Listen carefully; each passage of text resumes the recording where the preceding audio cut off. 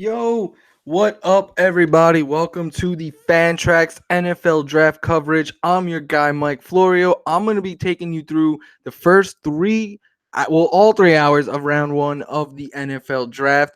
Where Arizona is just on the clock now, so we got started just as the NFL draft was started. That was pre-planned, of course. You guys knew I wouldn't make you miss the first pick, and this first pick, it is, I think, probably the most important. I'm gonna put my mic down, but it is probably, I would say, the most important first overall pick in quite some time, all the way since the 2018 NFL draft, I would say. Last year was a very important pick with Baker Mayfield finally changing the organization around for the Cleveland Browns. But right now we have the Arizona Cardinals on the clock. My guess is they're going to take Kyler Murray. If I was them, I would take Kyler Murray. I think Kyler Murray is the best uh, quarterback in this draft. I think he is a franchise quarterback. I'm not worried about his size. I understand that is the one concern, and I'm willing to take that risk on the upside. I think the upside of his legs and his arm is tremendous. But I will break him down further once we see who they do take with the first round. That is who I would take. I would take Kyler Murray again, but there's a number of different things that could happen here. They can trade that pick. They can take Nick Bosa, who for all college football season was viewed as this year's number one overall draft pick. In fact, at the start of the college football season, most people thought Kyler Murray was going to be playing baseball. So I'm excited to see who they're going to take here. This is going to be a really interesting first round. I'm looking to give you the fantasy football spin of everything, and that's exactly what I'm going to do. If you guys see me looking to my right, your left, it's because that's where my TV is, and I am, trying to keep up, give you who went as fast as possible. But yeah, so they're talking about Kyler Murray right now on ESPN, which they tend to do. They may know that he is in fact going to go number one overall, but uh we gotta see on that. They're still on the clock. There's 7.5 minutes to go, and I don't know if you guys are like me. This always annoys me. Like, you've been on the clock for 8 months. No, not 8 months, but they've been on the clock since the end of week 17. So they've had, a good 4.5 months to consider who they want to pick. So they should know. The first pick should only be like a 2-minute clock, but they do it to build up the drama. I get it. It's entertainment first and foremost. I get that. Okay. This is gonna be a fun draft. Again, I'm gonna put the NFL, the fantasy football spin on a lot. So there's going to be a lot of defense in this first round. We know we're gonna see a ton of defenders go, and if that's the case, I will talk about what that means for defense for fantasy. Uh, because they're people too, guys. Come on. But I'm also going. I'm just gonna continue to break this down for you guys, pick by pick. I have my handy dandy notebook. I took notes of a lot of the first round players I expect to go. So we're gonna see. We're gonna see for sure. I think this is.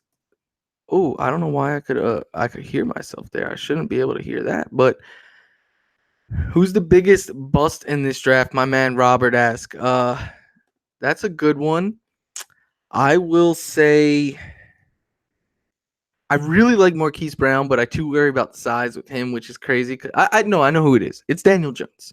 I think Daniel Jones has the upside potential to be like a good league average quarterback. I don't think because he was mentored by the same player, the same mentor that Eli and Peyton Manning was, that we should be oh my god, this guy has to be a first round pick. I think many people see him more as a day two talent, and I think we're all expecting one team to take him tonight in day one. So my pick for biggest bust will be Daniel Jones. Watching his film, they were trying to sell like, oh, he looks a lot like Peyton Manning. I didn't get that. I don't see anything in the film that led me to believe he is going to be a special quarterback.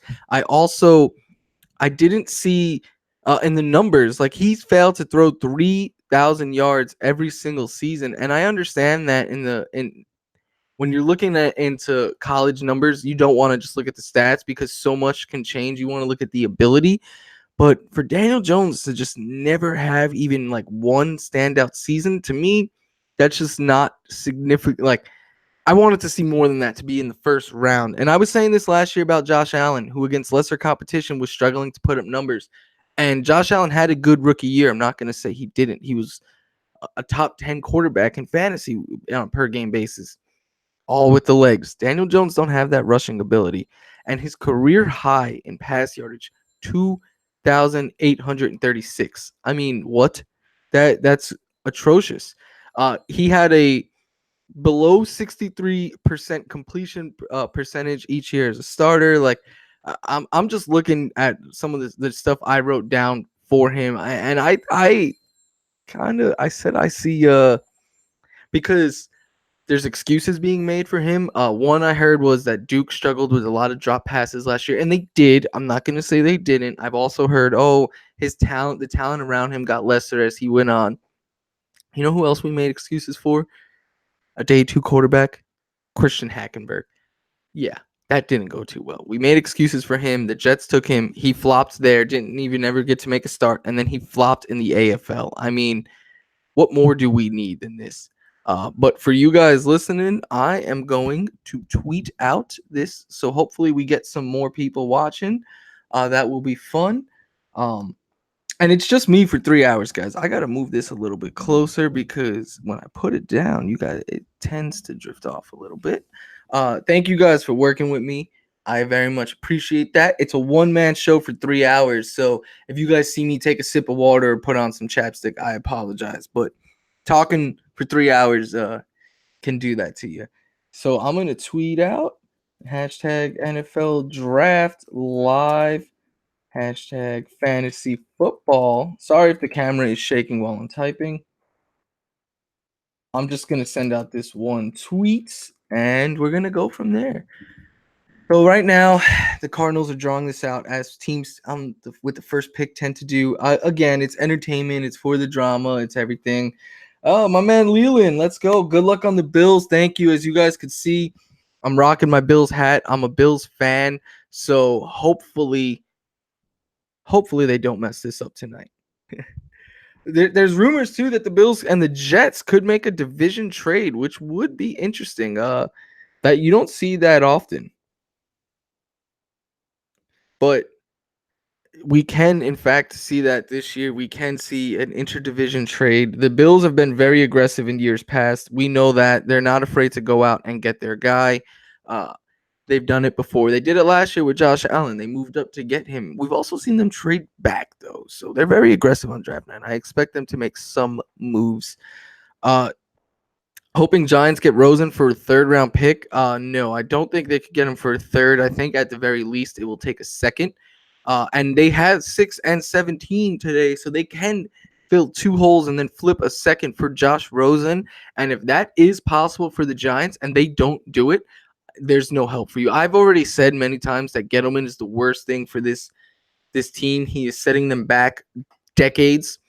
And taking a running back last year when Sam Darnold was there, that's one thing. And then to follow that up and potentially reach on Daniel Jones when you could get Josh Rosen, who to me would be QB 2 or 3, right around. It would be Kyler Murray 1, probably still Dwayne Haskins 2, and then Josh Rosen would be in the discussion right there as early as 2 in this draft. So if you're going to pass that up for a second round pick, I mean, come on.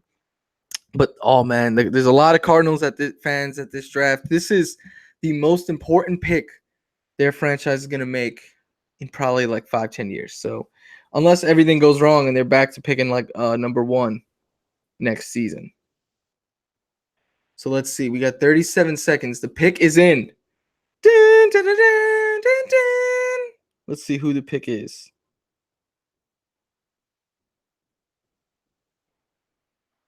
Let's see. And this is the other thing. They say the pick is in, and then you got to wait 8 minutes to see who the pick is.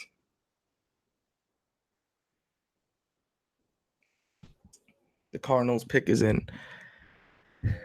I already have I think we all know who it's going to be. It's been rumored for a very long time. This is this is the strenuous part about, starting right at the first pick. You don't want to jump too early into all the storylines of this draft class, but there's such a long wait time. I'll start talking about the storylines of this draft, and whenever the first pick is in, you best believe that is literally, I'm just going to stop talking and jump right into that. The storylines of this draft are: one, what are the Cardinals going to do? Two, where's Kyler Murray going to go if he falls past one? I expect a lot of defense to go in the first round, but which teams are going to be aggressive in taking a quarterback? That's the real big story of this year's draft class, at least on the offensive side of things. Are the Jets going to trade down? Are the Niners going to trade down? Are we going to see, like, who is going to jump up? All the typical storylines, but to me, the pick is in. Roger Goodell is stepping to the mic. And with the first pick of the 2019 NFL Draft, the Arizona Cardinals select Kyler Murray, quarterback, Oklahoma. Kudos to you, Cardinals fans. Kudos to Kyler Murray. Kudos to Cliff Kingsbury, to all of them, the Cardinals organization. In my opinion, this was the correct pick. Kyler Murray, all right, he rated as the best rushing quarterback last year in college football. We all know that. We all know how dynamic he is with his legs, how much of a playmaker he is. He also rated as the best passer on Pro Football Focus last year for all quarterbacks in college. There is no dual threat quarterback like him in the NFL. He is Lamar Jackson if Lamar Jackson could throw. He is Josh Allen if Josh Allen could throw. He is Baker Mayfield if Baker Mayfield had legs like Lamar Jackson. Like, this, to me, and I don't want to get carried away, to me, the closest example we have seen in Kyler Murray in the NFL would be Michael Vick. Michael Vick, I know, wasn't the biggest guy. He wasn't Kyler Murray's size. I get it. 5'10", 195 pounds is what he's listed at. He gained weight for the combine. I understand that. His size is going to be an issue. But in one season at Oklahoma, this guy went from being a happy story. The A's drafted him. They're going to let him play one season and live out his dream as a quarterback. And it was supposed to be one season at Oklahoma, back to Oakland. He should be playing in single A right now. That's the trajectory everyone thought his career was going to take a year ago. Instead, he set the world on fire at Oklahoma, came after Baker Mayfield, and didn't miss a step. 4,361 passing yards, 42 passing touchdowns, 7 interceptions. Oh, and on the running side of things, 140 attempts for 1,001 yards and 12 rushing touchdowns. This guy had 54 touchdowns in one season with only 7 interceptions, and he accounted for well over 5,000 yards in just 14 games. I understand it's at the college level, and he's not going to be able to put up that production at the NFL level, but he can throw, he can run. The one thing you have to teach him to do is to avoid taking those big hits. And I know you could say, oh, well, that's easy until some linebacker pops him. Well, you need to teach him to be smart like Russell Wilson. I understand Russell Wilson is bigger than him. Russell Wilson is probably the closest comparison you can make to a Kyler Murray. Russell Wilson has a great arm down the field. So does Kyler Murray. Russell Wilson is accurate. So is Kyler Murray. 69% completion percentage at college. We're talking about Daniel Jones can't get over 63%. This guy's at 69%. Nice.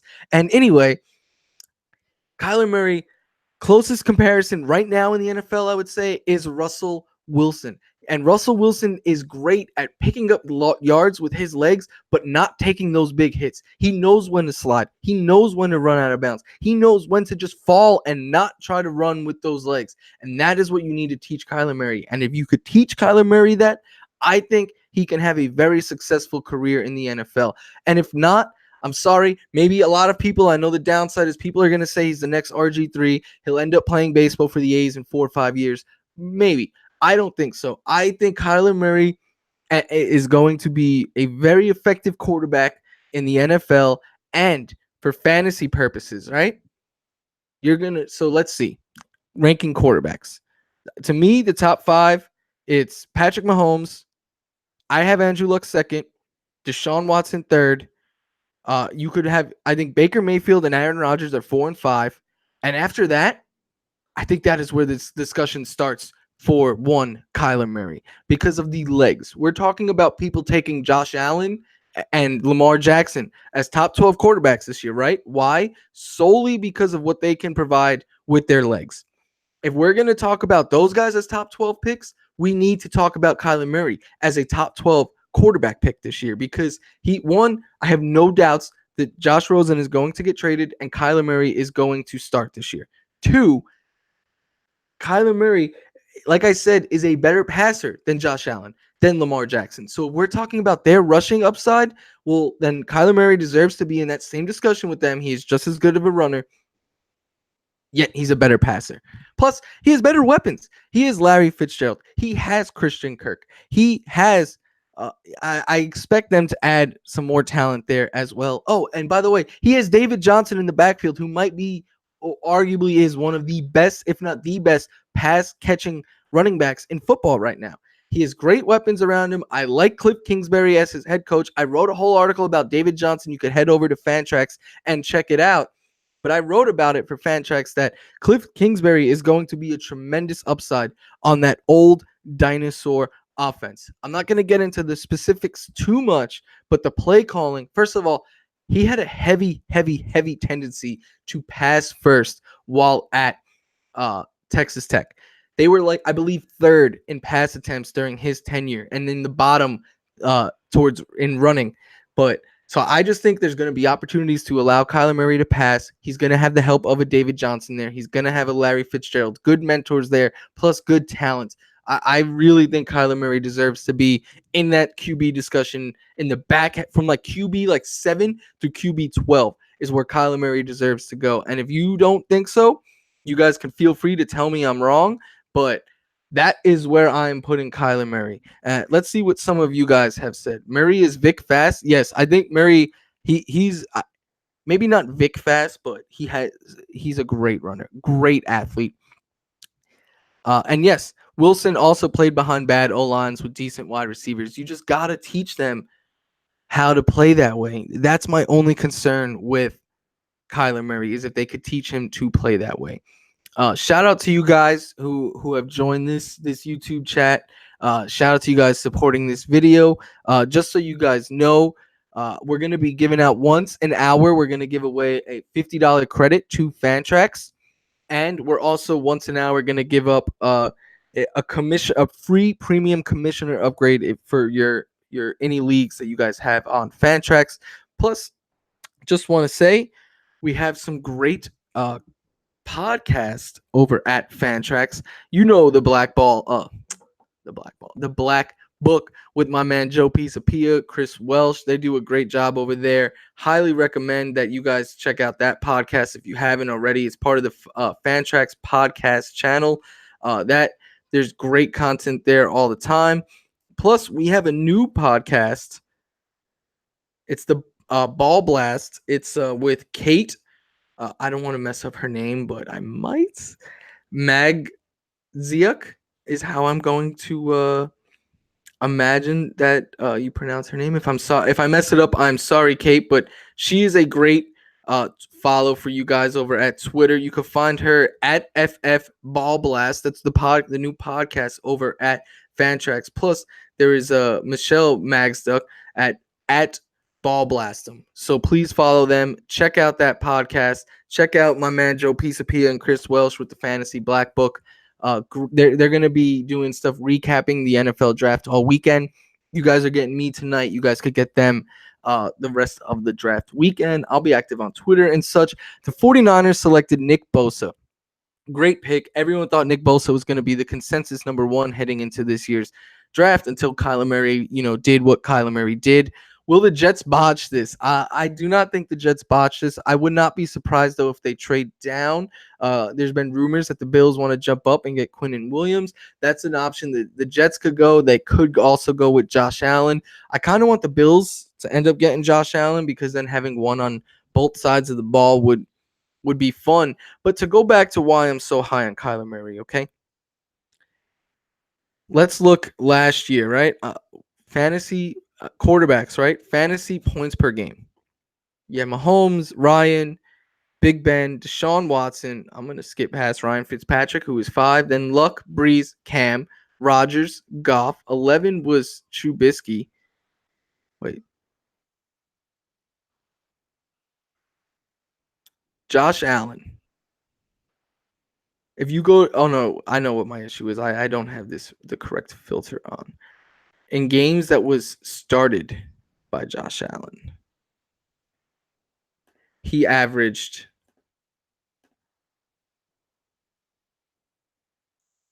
where is it? Josh Allen averaged 18.4 fantasy points per game as a starter. And Lamar Jackson, as a starter, averaged 18.5 points per game. So those two guys averaged over 18 points per game strictly because of their legs. And now if we put in weeks 11 through 17, Josh Allen was second in points per game, and Lamar Jackson was ninth. During that span, Lamar Jackson averages 18.59 points per game. Josh Allen, on the other hand, averaged 24.21. Okay, let's look at Josh Allen, right? He was in points per game. He was the QB2 from weeks 11 through 17, behind only Patrick Mahomes. He averaged 207 passing yards per game. You want to know where that ranked among quarterbacks? 25th in that span. Yet he averaged, how many? You want to know how many touchdowns he threw in that span? He threw just 8 touchdowns in that span. And this is a 6-week period. 8 touchdowns, averaged just over 200 passing yards per game. Rushing yards per game, he averaged 79.3, second most behind 79.4 for Lamar Jackson. And he had 5 rushing touchdowns, and Lamar Jackson had 4 in that span. That is why. And Deshaun Jackson, remember, there was a down, not Deshaun Jackson, Deshaun Watson. Remember, there was a down period for Deshaun Watson in the middle of the season. You know why? He wasn't running. In those last 6 weeks, he averaged 40 rushing yards per game and had 4 rushing touchdowns. He finished that. And remember, he had those 4 in the final 2 fantasy weeks, and he was the QB1 in that stretch, I believe. Running the ball matters for quarterbacks. It gives you such a safe floor. Remember why we all loved Tyrod Taylor? It was never, Tyrod Taylor is going to be awesome this year. It was Tyrod Taylor is going to throw like 200 yards a game. Tyrod Taylor is going to run for like 50 to 70 yards every game. He'll throw you 1 or 2 touchdowns, and he's going to give you 17 fantasy points per game. And that's going to make him QB 12 on the year. And that's what he would do. Safe floor it, right? Kyler Murray can do that. Kyler Murray could give you 50 plus rushing yards per game, I believe. And I think he can give you a passing touchdown or 2 with the occasional rushing 1 tied in. That's why I think it's okay to take him in that back half of that QB 7 through 12, the back half of the QB 1s, because his rushing ability gives such a safe floor. Plus, on the other side of things, not only does the rushing ability give you a safe floor, it also gives you higher upside. Because think about it. If Kyler Murray is just as good of a passer, let's say this year, as Andy Dalton, right? Say he could throw for 250 yards a game and 2 touchdowns. Like, that's an average game for Kyler Murray. That with 50 rushing yards, now we're talking about Kyler Murray as a top 10 quarterback. Rushing touchdown. Now we're talking top 5, top 3. So that rushing ability always gives you the low floor and the higher ceiling. Plus, I just believe in him as a passer. What is the bust factor? This is a great question. I think the bust factor on Kyler Murray is a little bit high because but I don't think it's skill related. It all goes back to and this is what everyone keeps saying about him. It's the size. Can he take that big hit and get up? Is he going to get hurt 6 games into the season? Is he going to have a bunch of nagging injuries that affect his play? So I do think that his bust factor is a little bit higher than other quarterbacks who will go in that range. But I think his upside is higher too. Like, I'd give you my top 5 quarterbacks. Russell Wilson will probably be like 6. And after that, I think you could start to talk Kyler Murray or Matt Ryan, Kyler Murray or Lamar Jackson, Kyler Murray or Josh Allen, Kyler Murray or Ben Roethlisberger, or Phillip Rivers. Like, I think he is in that discussion with those quarterbacks and should be valued as one because the upside is sky high. The Jets pick is in. I mean, we're 40 minutes into this draft and we finally know who's going to go third overall. I guess that's not too bad, right? We got some baseball talk here. You guys know I also do some fantasy baseball. You could follow me for fantasy baseball as well, but tonight is all draft. Russell Wilson was the Giants' way of salvaging everything that Dave Gettleman has done, like trading Odell, taking Saquon last year. If they traded those 2 picks this year for Russell Wilson, it's all worth it. But they dropped the ball and let Seattle get. Well, they didn't really drop the ball. Seattle didn't drop the ball, and then it hurt the Giants. Let's see who the Jets take. I'm pretty interested that they're not trading this pick. Oh, it's raining in Nashville. Oh, pouring, actually. I'm just going to retweet some of this stuff for people to come check out this video.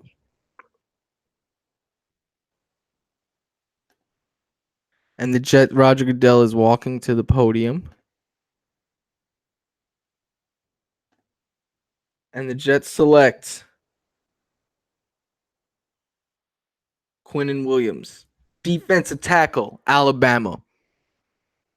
Yeah, that's pretty awesome. He's a big boy, but he can get after the quarterback. He could stuff the run. He's a difference maker. And that, first of all, he's got a mouthful of braces, it looks, but they might be grills.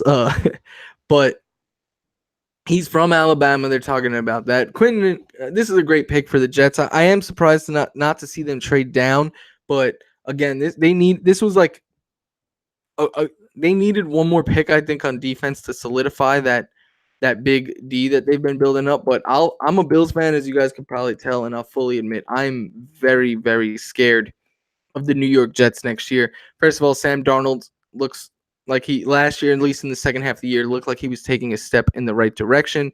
You know, they got Robbie Anderson, Quincy Enunwa, Jamison Crowder, so they got weapons on offense. They got Lev Bell now. That's obviously a weapon. Chris Herndon. And then on defense, now you got Quinnen Williams, you got Leonard Williams, you got CJ Mosley they went out and added. So Jamal Adams is a beast. So you know there's pieces on both sides of the ball for the Jets, and I'd be lying if I said I wasn't afraid of them. You know, having CJ Mosley, Leonard Williams, Quinnen Williams all coming after the quarterback next year. That's gonna be fun. And they're just showing him like highlights of Quinnen Williams. He blows by 2 LSU linemen and gets the sack. Like he just treats, you know, O linemen like they're ragdolls in college football. So, and he's not just a guy who can solely get after the quarterback. He's going to help them on you know, stopping the run as well. So he is going to be a player who is a huge value for the Jets. He's going to be a guy who gets his sacks. He's going to get his tackles for loss. He's going to stuff the run up the middle. So there was rumors that the Bills would trade for Quinnen Williams. I guess they weren't willing to give up what the Jets wanted. I'm guessing the Jets probably wanted the 9th pick. They probably wanted a second rounder and potentially more. So they're holding off on him. Are the Jets a playoff team? I think they'll be in the discussion. I don't know if I could say for sure who the playoff teams are. There's still a lot that's going to happen before the NFL. But for the AFC, the Jets, I think at best, obviously, wild card picture because the Patriots will win that division. I think Cleveland, Kansas City. I'd have to look at everything before I can say for sure if I think they're a playoff team. We're still way too early for that. But I expect them to be in contention, if at the very least. Yeah, the Jets are beefing up. This is a very interesting pick coming up, and this is, I think, the most interesting pick outside the Cardinals so far. The Oakland Raiders. Do they take a quarterback? Do they take a pass rusher? Do they take Josh Allen here? Do they trade back? They got 3 first-round picks. Remember, they got 1 for Khalil Mack. They got 1 for Amari Cooper, and this was their own. It's funny that they traded their 2 best players away, and their own pick is still the highest. I guess that's not surprising in the least, but They got three picks right now. Can look to trade back and even add more draft capital because they have a ton of holes. But I'm expecting them to pick here, and I'm expecting them to take and like I would expect Josh Allen to go here. That would be my prediction for their pick. If they do go in a different direction, though, I think they go Dwayne Haskins, or I think more likely they trade back, to be honest. One thing I am hoping they do, but with one of their later picks, is take Josh Jacobs. Gronk did retire, and they do have a lot of flaws, but if I've learned one thing over the years, you do not count out Bill Belichick and Tom Brady. You just don't. The only year they didn't win the division was the year Brady got hurt, and they still were in it till the very end. You never count those guys out. I am going to pick them to be AFC East division winners until they don't. I'm going to take a sip of my water now, though, so sorry you guys got to see that. They're not a lot worse without Gronk.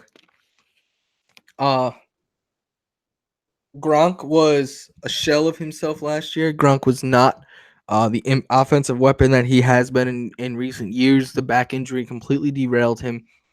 He was not playing at a high level, yet they still won the Super Bowl. So I think there we go, Lance Davis. We're humans, thus we drink water. But it's a couple seconds of silence. I don't want you guys to worry if anything's happening, blah, blah, blah. I also know it doesn't look good on camera. It's also hot as hell out here in California right now. So, man, it's got to stay hydrated. Raider Nation, man. I give these people so much credit because they know this team is leaving them, and yet they continue to support them. They're still super popular out here in LA. They're super popular, in Oakland, and they're going to be super popular in Vegas. They're just one of those teams, man. 2.5 minutes, man. Look, they're showing the sports bar in Vegas was barely even had anyone in there. I know it's going to be a defensive pick, and I'm hoping it's not because, really, for defense, it doesn't impact us too much fantasy. Like, yeah, the Jets defense is going to be a top 10 defense in fantasy this year. I can't tell you where exactly. Got to see a lot more that happens. But I could tell you that the Niners, they have a lot of hype. Now with Nick Bosa, they're going to have Jimmy G healthy. Dante Pettis is going to be a stud for them. That should be fun. They're a team, if they could stay healthy this year, they will be doing well.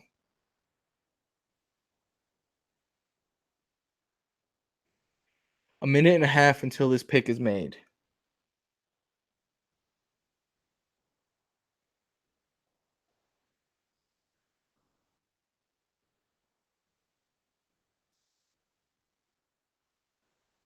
Josh Allen is sitting there. I think he's expecting to go here. Pick is in. And Josh Allen just fist pumped on TV. So perhaps it is him. Why do I think Patrick Mahomes will regress? Patrick Mahomes is simply just not going to have the historical. He literally scored more fantasy points than any quarterback ever. He had the second most all time behind only LT in 2006, which shows you how good LT was. It's just not going to happen. Plus, he might be losing one of his weapons. We have to see about that. Michael Chavez continues to smoke taters. That's what he does.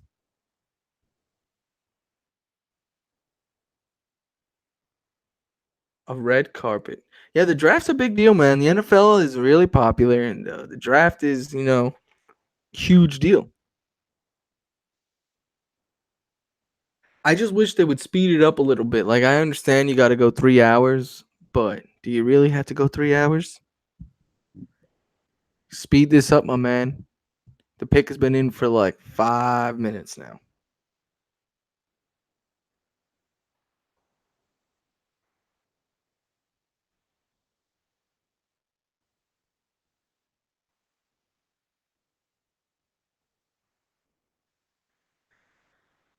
The pick is in.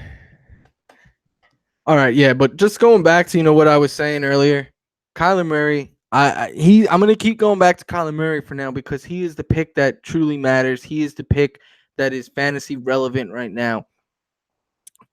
If I'm looking at this right for Kyler Murray, so I'm gonna tell you the quarterbacks that I would have ranked ahead of him. So fantasy, I'm gonna go to all the fantasy points per game. I would have Patrick Mahomes ahead of him. I would have Deshaun Watson ahead of him. I would have Andrew Luck ahead of him. I would have Aaron Rodgers ahead of him. I'd have Russell Wilson ahead of him. I would have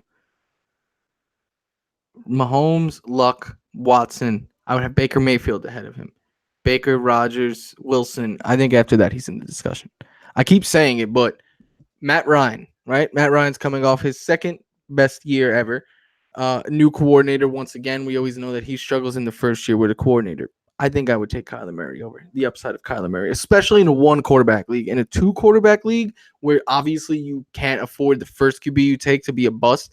If you want to go with a safer option there over Kyler Murray, perfectly fine with that. But in a one quarterback league where quarterback is like 20 deep this year, you're going to be able to get someone good off of waiver wire if Kyler Murray busts. Like you will be able to get a Jared Goff will be right after that, like QB like 7-8 range.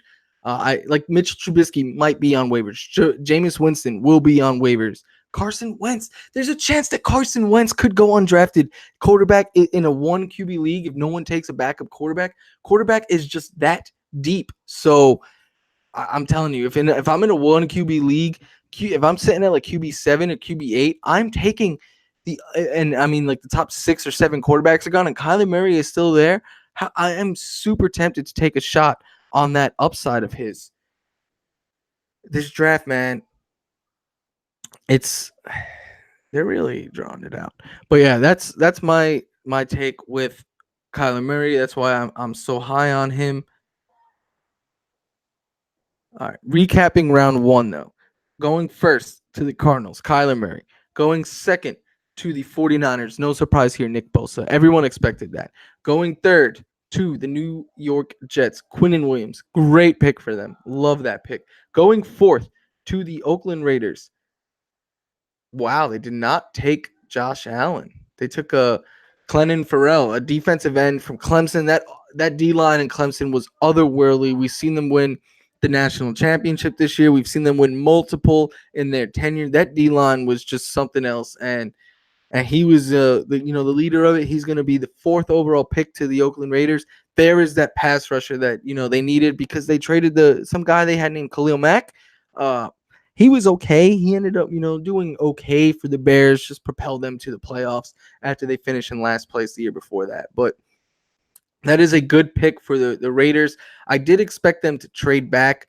On the clock here, 5 at Tampa Bay. We know they're going to take a defensive player. They have great weapons on offense. They have Jameis Winston, who they still believe in now with Bruce Arians. If Bruce Arians can't get anything out of Jameis Winston, then next year they'll be drafting a quarterback.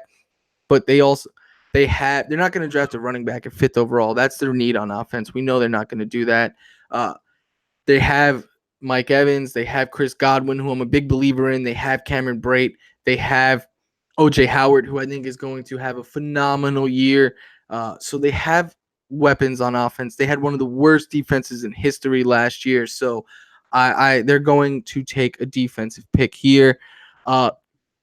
In the chat, they're talking about Tyreek Hill, and I don't want to get into specifics with it. The audio from a video has been released. It sounds atrocious.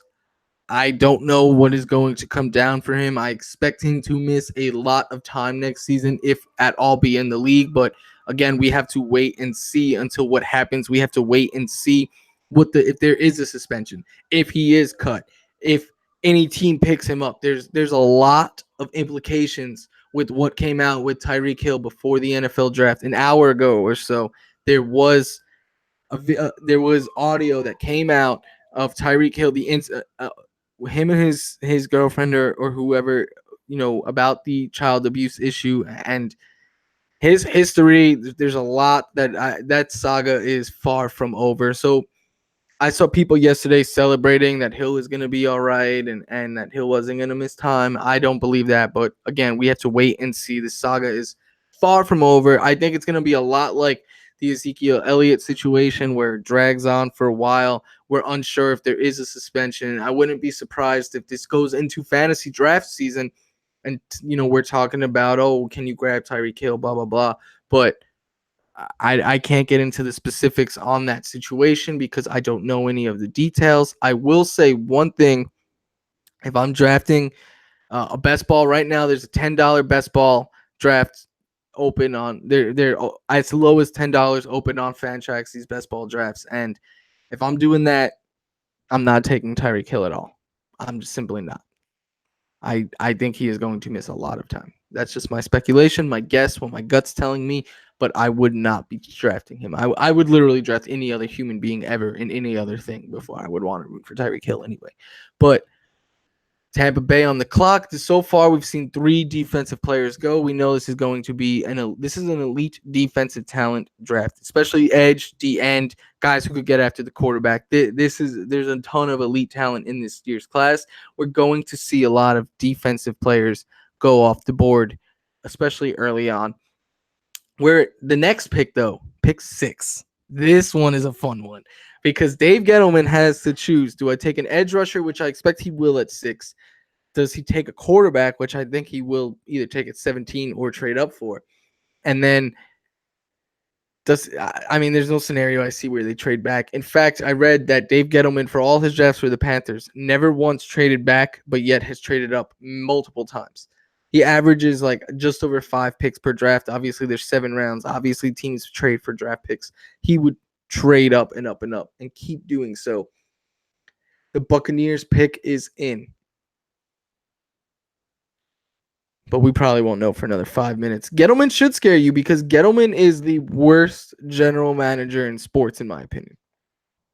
And I say that because I get it, Saquon Barkley was elite, but he took him over a quarterback in an era where running backs don't matter is the big trend. In an era where we know that running backs' shelf life is short and the longest is quarterback. And we know the most important position in sports is quarterback. He traded Odell Beckham to the Browns.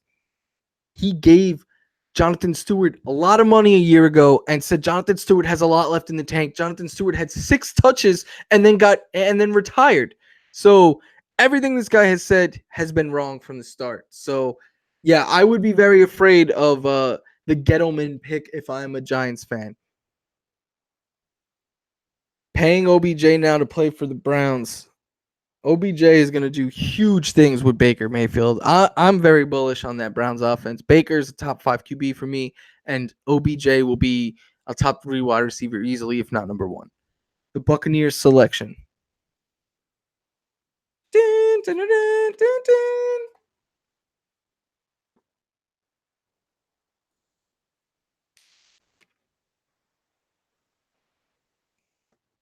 The Bucs select. Oh my God! Now they're just announcing who is announcing the pick. Oh, it's a Make-A-Wish kid. That's very good to see. Oh, he's fine. Okay, so big round of applause. He deserves it. That is awesome. I have the pick jingle down. I've watched a lot of drafts. I've participated in a lot of fantasy drafts over at ESPN. It's dun, dun, dun, dun, dun, dun.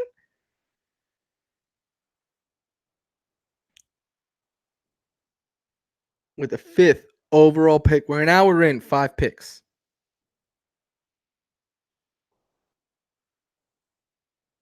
Devin White, inside linebacker, LSU. Devin White is a beast. Devin White is going to come in and severely help that. Yeah, I mean, if the Giants don't take Josh Allen, like that is a steal. Everyone had him projected to go 3rd to the Jets. If not, many people thought 4th or 5th. No, I don't think anyone had Josh Allen falling to 6. If Gettleman does not take Josh Allen, I will be mad at Josh Allen at Gettleman for you Giants fans. Oh, he has a horse? That's pretty awesome. So I want to show you guys just how bad the Bucs defense were. So last year, right? I wrote a slot article for the NFL, and the Bucs were dead last in that. They always consistently sucked against slot receivers. But they were bad across the board. They allowed 123.9 rushing yards per game. That was the 9th most in football. They allowed, on points per game, they allowed 29 points per game, second behind only the Bucs. They allowed 383 total yards per game, 6th overall. They allowed 53 touchdowns to be scored, the most in all of football. I mean, what more do you guys need to know that this was just a terrible defense? Honestly, one of the worst defenses in football. His historically bad defense, and that's what they were last year, and that's what they continue to be. I'm moving this a little bit closer. And Devin White is going to change that. He's a big boy. He has a great motor. He's going to be one of these guys who's involved on the play and on all the plays. You know, he can get involved in the run game. He can get after the quarterback. So I think this was a great pick for the Bucs. The first pick as they continue to rebuild that defense. Expect them to take a lot of picks, make a lot of picks addressing that bad defense. We're looking. Why are they showing Giants fan? Oh wait, no, that was because. Yeah, why were they just? Oh, that was in Louisiana. LSU. Okay, I was confused. I was like, why are they in LA for the Giants? But that was not. That was Louisiana, not Los Angeles. See, I see LA now. I just automatically think Los Angeles. I want an offensive pick, man, because I want to start talking about some of these players that I wrote notes on. Instead, I'm just going to tell you some of the players that I like. All right. Got out my handy dandy notebook with pages and pages and pages of notes. So my top wide receiver in this draft class is N'Keal Harry.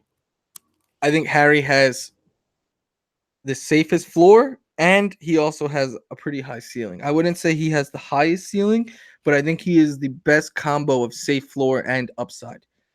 He's great at using his body. He's a very physical receiver. And when I say great at using his body, I don't just mean like, oh, he bangs into people, but almost like a basketball player. Like he gets in front of defenders so that he uses his body as like a pick between his hands and the ball. So now the defender can't go through him to get and block that. And he does it really, really well. He's a very, very physical wide receiver. He can play in the slot. He can play outside. That's perfect for today's NFL, where we see a lot of bigger wide receivers playing in the slot. He doesn't the one weakness and why I say he doesn't have the highest upside is because he doesn't have that elite speed or that elite explosiveness that you often see from, round one wide receivers. Like I would say highest upside is easily Marquise Brown and DK Metcalf. But they both come with concerns. DK, we know the agility. The 3-cone drill was atrocious. And that, for those of you who don't know what the 3-cone drill is, it judges your agility, your ability to change speed, change direction. So if that's an issue for him, yeah, he could have a career as a straight line, receiver down the field, flanking down the field, because he has a great speed. He's great vertical leap. He's a freak specimen. I don't think there's any way he just flames out and is out of the league in 3 years. He's just too good, too athletic physically for that. But can he be, a guy who's not really fantasy relevant and pops up here and there as a deep threat for a team, a decoy? Yeah, that is a possibility for him, and that's why it scares me. Yes, I like Benny Snell, but I'm not insanely high on him either. He's not one of my top, the Giants pick is in, though, and I'm very, very excited for this. Oh, my God. They took Daniel Jones. They took Daniel Jones. Oh, my God. They took Daniel Jones. They took Daniel Jones over Dwayne Haskins. They took him over Josh Allen. You could have taken Josh Allen here and you could have got Daniel Jones at 17. You could have waited and got Daniel Jones probably in round 2. You could have traded a second-round pick for Josh Rosen. Dave Gettleman, you are the worst general manager in football. And every rumor said, which team is going to take Daniel Jones. Dwayne Haskins is out there. And again, I'm not huge on Dwayne Haskins, but Dwayne Haskins had a better year and showed me more in 1 year than Daniel Jones showed in 4. And before you guys say, oh, you're bashing Daniel Jones, I'm not. First of all, he's not very good. He went to Duke, played in the ACC, started as a freshman, and in 3 years, his completion percentage career-wise was 59.9%. Career high as a freshman of 62.8. That dropped to 56.7 as a sophomore and 60.5 as a junior. His passing yards had decreased every year he's been a starter in college. He's never thrown for more than 2,836 yards at the college level. I just said before, Kyler Murray threw 40 touchdowns, right? Dwayne Haskins, you don't know how many he threw last year? Pulling it up right now. He threw 50 touchdowns and 8 interceptions. You know how many 50 in 1 year. Daniel Jones has thrown 52 in 3 seasons as a starter. He has thrown 29 interceptions in that time, though. Don't get that confused. Haskins, on the other hand, he had 50 touchdowns, like I said, and eight interceptions. Daniel Jones, though, I get it, man. He had the same mentor as Eli and Peyton Manning. Who cares? Does he have the same genes as them? Does he have the same talent as them? Does he have the same ability? I've watched Daniel Jones highlights. He is not Peyton Manning. Maybe he could be a league average quarterback like Eli, but you're not going to win 2 Super Bowls with Daniel Jones. And if anyone does, you could find back this video and send it to me, and I don't know, I'll eat my hat on air or something. I'm that confident Daniel Jones will not win 2 Super Bowls. This was a terrible pick by the Giants. Terrible pick by the Giants. I mean, I hope they cut this out and make this a video, because I'm not going to get this fired up again all night. Dave Gettleman needs to just go. He has set this organization back decades now. We keep talking about how they need to add on defense, right? And how Daniel Jones could have been there. Well, they had a gift in Josh Allen falling to them. It's a 6 overall. And instead, what do? Oh, and also the second best quarterback from this draft fell to you at 6 overall. And what do? You take the guy who's arguably third best, but there's a huge get, right? It's, to me, it's Kyler Murray 1, gap. Haskins 2, gap. Then there is it's a big gap in between both of those guys as well, I think. And then there's a group with Jones, with Locke, with Grier. So, I mean, to me, you didn't need to take him at 6. You could have took him at 17, I imagine. You could have probably got him in round 2.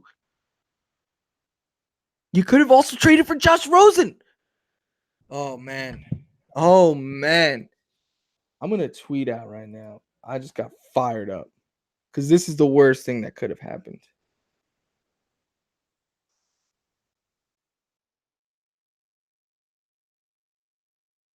It doesn't make any sense to me. Like, the Jaguars pick is in. I don't even care right now. I mean, if that Jaguars defense takes Josh Allen, good luck rest of the league, because that defense wasn't the issue last year. It was the offense. That defense is still plenty scary.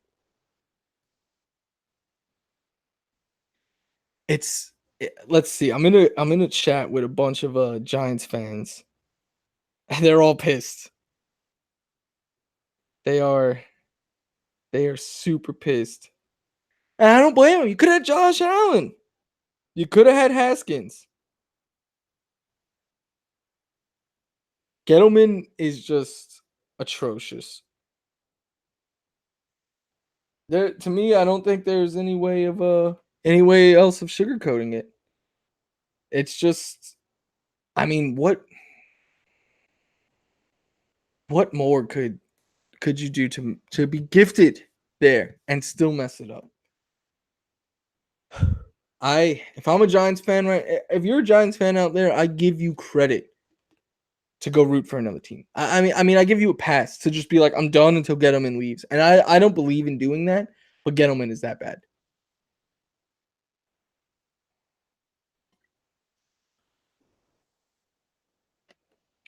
Leland in the chat, who's a Giants fan, is saying he's not mad about Jones. He's just mad that they did it at 6. That's why you should be mad. Jones he's just not worth what they did there. I wouldn't be surprised if the Jags took Haskins here, but I doubt it. I think they're going to take Josh Allen. But I thought the last 3 picks were going to be Josh Allen. There you go. The Jaguars just did what the Giants should have done and took Josh Allen. Josh Allen, we know he's a great rusher on the edge. He's a great pass rusher. He's great at getting after the quarterback, getting pressure on him, and that Jags defense. I'm pulling up their depth chart right now. They still got Marcel Darius, Calais Campbell. They got, we know about cat scratch fever. That secondary with Jalen Ramsey, with Bouye, Ronnie Harrison. We know about that. They got Miles Jack, Telvin Smith, and now you're gonna add Josh Allen there. My God, imagine a D line that's gonna have Calais Campbell, Josh Allen, Marcel Darius. I mean, this is this is pretty scary for them. Josh Allen, six. Look, I mean, he just flies by the O lineman. He's edge rusher, as you guys know, flies by the O lineman and just continuously gets pressure on the quarterback. And this is the scary part. He's gonna get a lot of single teams because this team has so many options on defense that you're not gonna be able to throw two linemen this guy's way. You got to worry about the guys like Campbell, like Darius. So this is that Jaguars defense. I know they let people down last year. I do think though take them number one overall again. That I would at least I would take them as my number one overall fantasy defense and not think twice. I know some people are gonna say the Bears. I understand if you want to take them. I'm okay with that, but they lost some pieces and you hardly ever see the top defense repeat. So I'm always a stream the defense kind of guy. So I won't have the Bears or the Jaguars on any teams this year. I just wait and stream week to week for the most part. But if you're someone who doesn't, want to have to stream, it's not what I would recommend. But the Jaguars are right up there with the Bears for the top fantasy defense. Leland, I'm sorry. I don't think it's going to happen. I don't think Brady's going to retire and Belichick is going to go save the Pats. I just don't think that's going to happen. He is going to retire. I actually think the Patriots do something they don't do. I think they trade back into the first round this year. I wouldn't be surprised to see them either move up, see them have maybe get two first round picks because they're smart, man. That first pick comes with a fifth year option. Second round doesn't. Those late first round picks are so much more valuable than an early second round pick because of that. Oh, and Fantrax right now on their Twitter at Fantrax. Over on Twitter, we got Scott Engel. We got there's a few other writers just completely taking over, giving their thoughts on the picks. We got myself doing this video, and then we also have on the website, we got people putting out content live, right, immediate. This Fantrax is where you need to go for all things NFL draft right now. So continue to check back to Fantrax, and like I said, we're going to be giving away every hour $50 credit. All you got to do, is tell me where you heard about Fantrax or whatever, and you're in the running to pick. I'm gonna be deciding who from the chat wins that first $50 soon. And then we're also going to be upgrading leagues free, give you the premium commissioner page where you can customize everything. No need to ever pay to play on a fantasy site ever again. Fantrax has you covered. They let you fully customize everything. I think they're the best in the industry, and I'm not just saying that because I write for them, but I truly think it's a great site to play on. I play a lot of baseball on there right now. I will be playing football again once it gets here. And yeah, I'm seeing on Twitter there is a lot of hate right now for the Giants, for Dave Gettleman, as there should be. I mean, that was just simply a terrible, terrible pick. Oh, I just saw as well. Patrick Mahomes is going to be on the cover of Madden. That single-handedly right there is why he is going to regress. Duh.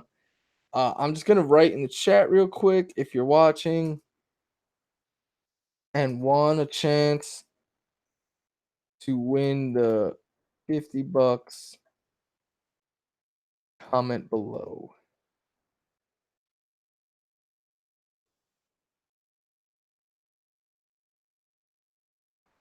Yeah, that's me writing as Fantrax. So I didn't write Hey Crew though. So someone else from Fantrax is here as well, and they can attest that we are going to be giving away this $50 credit. I will let them pick from you guys who write below, saying that you want to get in this. All you got to do is say like, "Yeah, I want in this. I want a chance to win this $50." And we will pick one and give it away. So just write that in the chat right now, and we got you. But again, it's head over to Fantrax right now. Head over to their Twitter. We got live like live updates on the website. We got live thoughts from our writers over at the Twitter page. So it's just a great way to get all your fantasy football information in one right now. We got Justin Heisley writing about IDP. We got Scott the King Engel tweeting.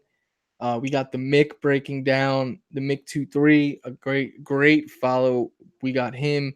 You know, he wrote about what Kyler Murray means. It's a lot, and it continues to just get poured out right now. Here's a big one. 8 overall, TJ Hawkinson goes to the Lions. TJ Hawkinson was my tight end too. A lot of people had him as the tight end one. I like his teammate Noah Fant a little bit more just because I think the upside is so much higher. He's such a freak athlete. Hawkinson is his own right, though, is a freak athlete as well. He's more polished than Noah Fant. He is going to make this Lions offense a lot better. And so you look at it now. This is first of all the high. This has to be the highest they've invested in a tight end since Brandon Pettigrew. That didn't necessarily work out for them, but T.J. Hawkinson, I think, is a can't miss tight end prospect. You look at what he did last year: 49 receptions, 760 yards, 6 touchdowns. He had a great combine. So he's great hands. First of all, he's again, like I said, a more polished route runner than his teammate Noah Fant. So that's why he's safer, I think, of the two. But I think Noah Fant has the higher upside. But Hawkinson is going to change this Lions offense. I'm pulling up their depth chart right now. But first of all, Matt Stafford, shout out to him. Hope all is well with him. He'll never hear this, but just praying for him and his wife.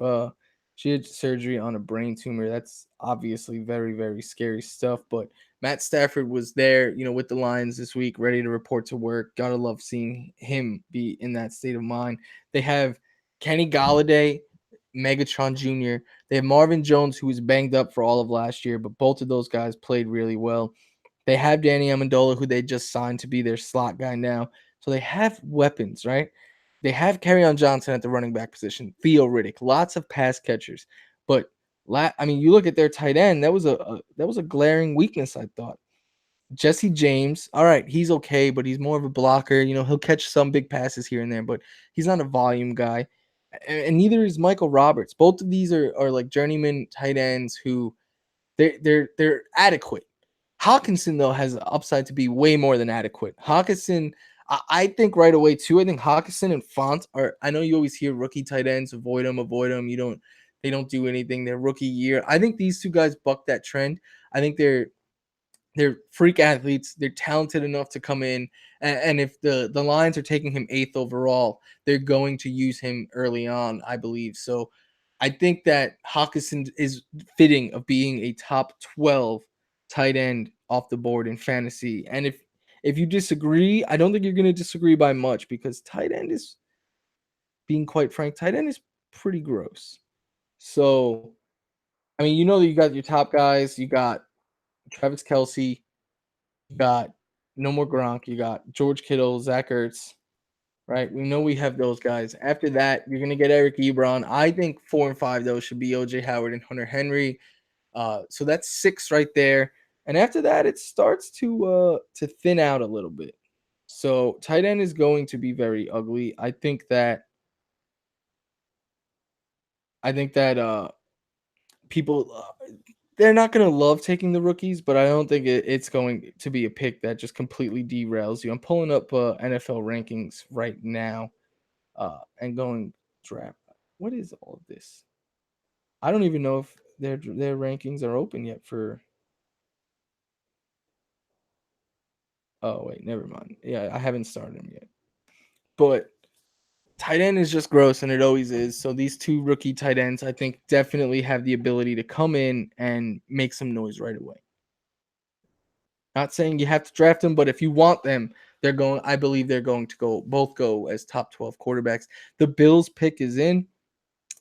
This is one that I'm excited for. You know, you see me wearing the Bills hat. You know I'm a Bills fan. So, I mean, yeah, I'm a little bit invested in this pick. I expect this to be a defensive pick as well. The Bills always seem to take some defensive picks, especially in round one. Outside of last year, they took Josh Allen.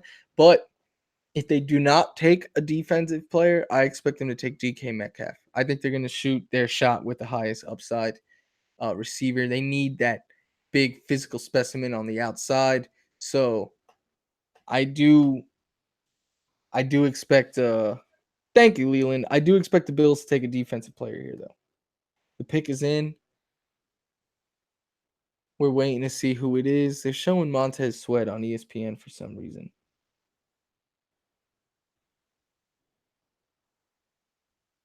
Yeah, like my man Greg Sussman is sounding off about this pick. It's just a terrible, terrible pick for Daniel Jones, I think. So I'm we're through 8 picks so far in the draft. 3 have been offensive players, 2 quarterbacks, with the Giants taking Jones at 6, the Cardinals taking Kyler Murray at 1, and then TJ Hawkinson going 8th overall to the Lions. The Bills pick is in. Let's see if they announce it. Here we go. Goodell coming to the stage. The Bills are going to have someone announce the pick for them. Oh, I've already seen it, so I don't have to wait. The Bills select Houston defensive tackle Ed Oliver. I gotta say, I like this pick. He's gonna help the Bills up front on the defensive side of the ball. We have seen them weak in there. We saw Kyle. I almost said Kyler Murray. Kyle Williams retired, so the Bills needed that help on defense up front. Currently, their defensive tackles are Harrison Phillips and Star Latuli. Yeah, that's not gonna fully get it done. We're gonna see Ed Oliver slide in and start right away. They'll add him with like Jerry Hughes, Matt Milano, Lorenzo Alexander. We know they have a strong secondary. I expect the Bills defense to be a very strong one, a top 10 fantasy football defense. That's all the time I'm going to spend on it, though, because it's a defensive pick, and we are here to talk offense and talk fantasy football. And this pick at 10 is interesting. It's the Denver Broncos. And for those of you who haven't been following the Broncos as closely as me, let me tell you one thing. They desperately need a quarterback. Let me tell you another thing. They have a GM who is just as bad as Dave Gettleman when it comes to selecting quarterbacks. John Elway fell ass backwards into Peyton Manning. He chose the Broncos. It wasn't like Elway was out there scouting Peyton Manning. Everyone knew who Peyton Manning was. So he fell ass backwards into Peyton Manning. Got to a Super Bowl with him, won one with him. Got to 2 Super Bowls with him, won one with him. Let's not forget that John Elway thought Brock Osweiler was the quarterback of the future. Let's not forget that John Elway wanted to pay Brock Osweiler a lot of money, just got outbid by the Texans. Let's not forget that John Elway drafted Paxton Lynch. I almost forgot his name because he's that irrelevant in the first round. Let's not forget that John Elway traded for Joe Flacco. John Elway is a terrible, terrible quarterback evaluator. He cares about one thing: size. He wants a quarterback over 6'2". He wants a quarterback with big hands, and he wants a quarterback with a strong arm. That's what he cares about. He doesn't care about what the quarterback plays like. That's why everyone thinks he's going to take Drew Lock. And Drew Lock, for many of you guys out there, my best comparison would be a better passing, not by much, higher up passing upside, no much lower rushing upside version of Josh Allen. That's not one I want to own in fantasy, and that's not one I want quarterbacking my team. Not for a first-round pick, but many people think the Broncos might take him 10th overall. So I'm curious to see if John Elway does that. Oh, and I also went while talking about quarterbacks with the Broncos. I forgot that he started Trevor Siemian heading into 2 years, 2 seasons. So yeah, just nothing that John Elway does other than winning a Super Bowl as a player leads me to believe that he can make a good job choice picking a quarterback. Other than the fact that he has been one, that's it. So I'm excited to see what happens here. 10, 11 and 12. I'm telling you, we're gonna see a lot of defense in the teens, a lot of defensive players like we have already continued to see. But Haskins falling is not one that I was expecting. Yeah, Daniel Jones is now published. We have so much stuff over at Fantrax that you guys should go head over and check it out. That's all I'm gonna say. Go check it out. Check out their Twitter feed. Check out the website.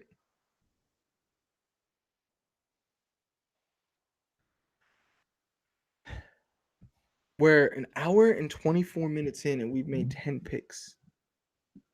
An hour and 24 minutes in, and we have made 6. We've made 9 picks. Speed it up, guys. Paxton Lynch 1-3. Brock Osweiler 0-4. Case Keenum 6-10. Yep, they traded for. I mean, they signed Case Keenum. Let's not forget that. They've been atrocious. The Broncos quarterbacks. What do I think of Cortland Sutton next year? I think he's all right. I don't love the quarterback play there. I think there's other. I think Deshaun Hamilton is the Broncos receiver that I'm most excited for. Cortland Sutton would probably be second.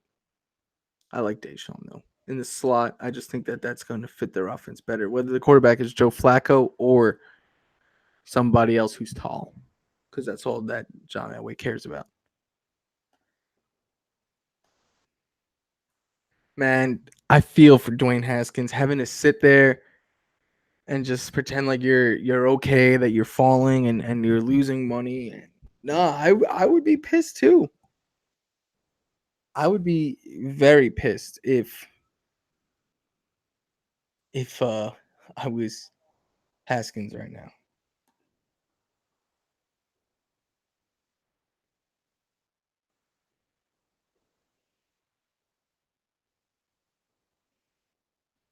Also, we're 9 picks in and we haven't seen a trade yet. And remember, there was so much talk about trading up, teams trying to trade back.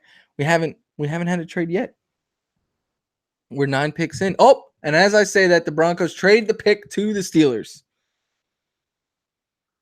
This is interesting. I wonder if the Steelers take a receiver to replace Antonio Brown. DK is there. Marquise Brown, Antonio's cousin, is there. I mean, all the wide receivers are there. We haven't seen one go off the board. We had a tight end go off the board before we had a running back or a wide receiver. That tells you all you need to know. I'm gonna put this back out on Twitter. The Steelers pick is in.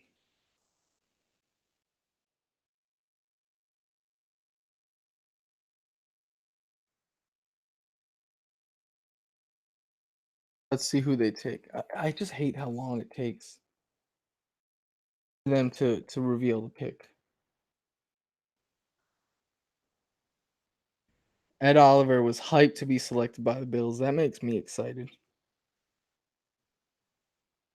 Apparently, the Broncos have said quarterback isn't a need, even as recent as today.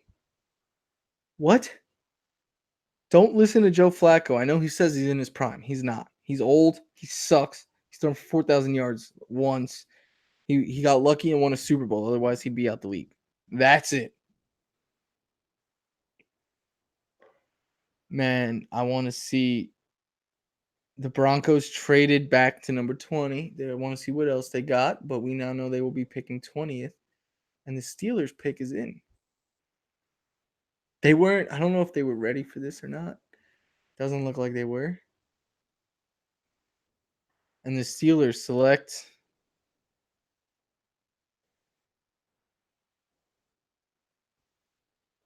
it's going to be a defensive player. Because why would any team take offense in this year with all those defensive talent? We know they made a trade. Everyone knows that the trade has been made. Let's just announce the pick. I should go to Twitter. They'll have it first.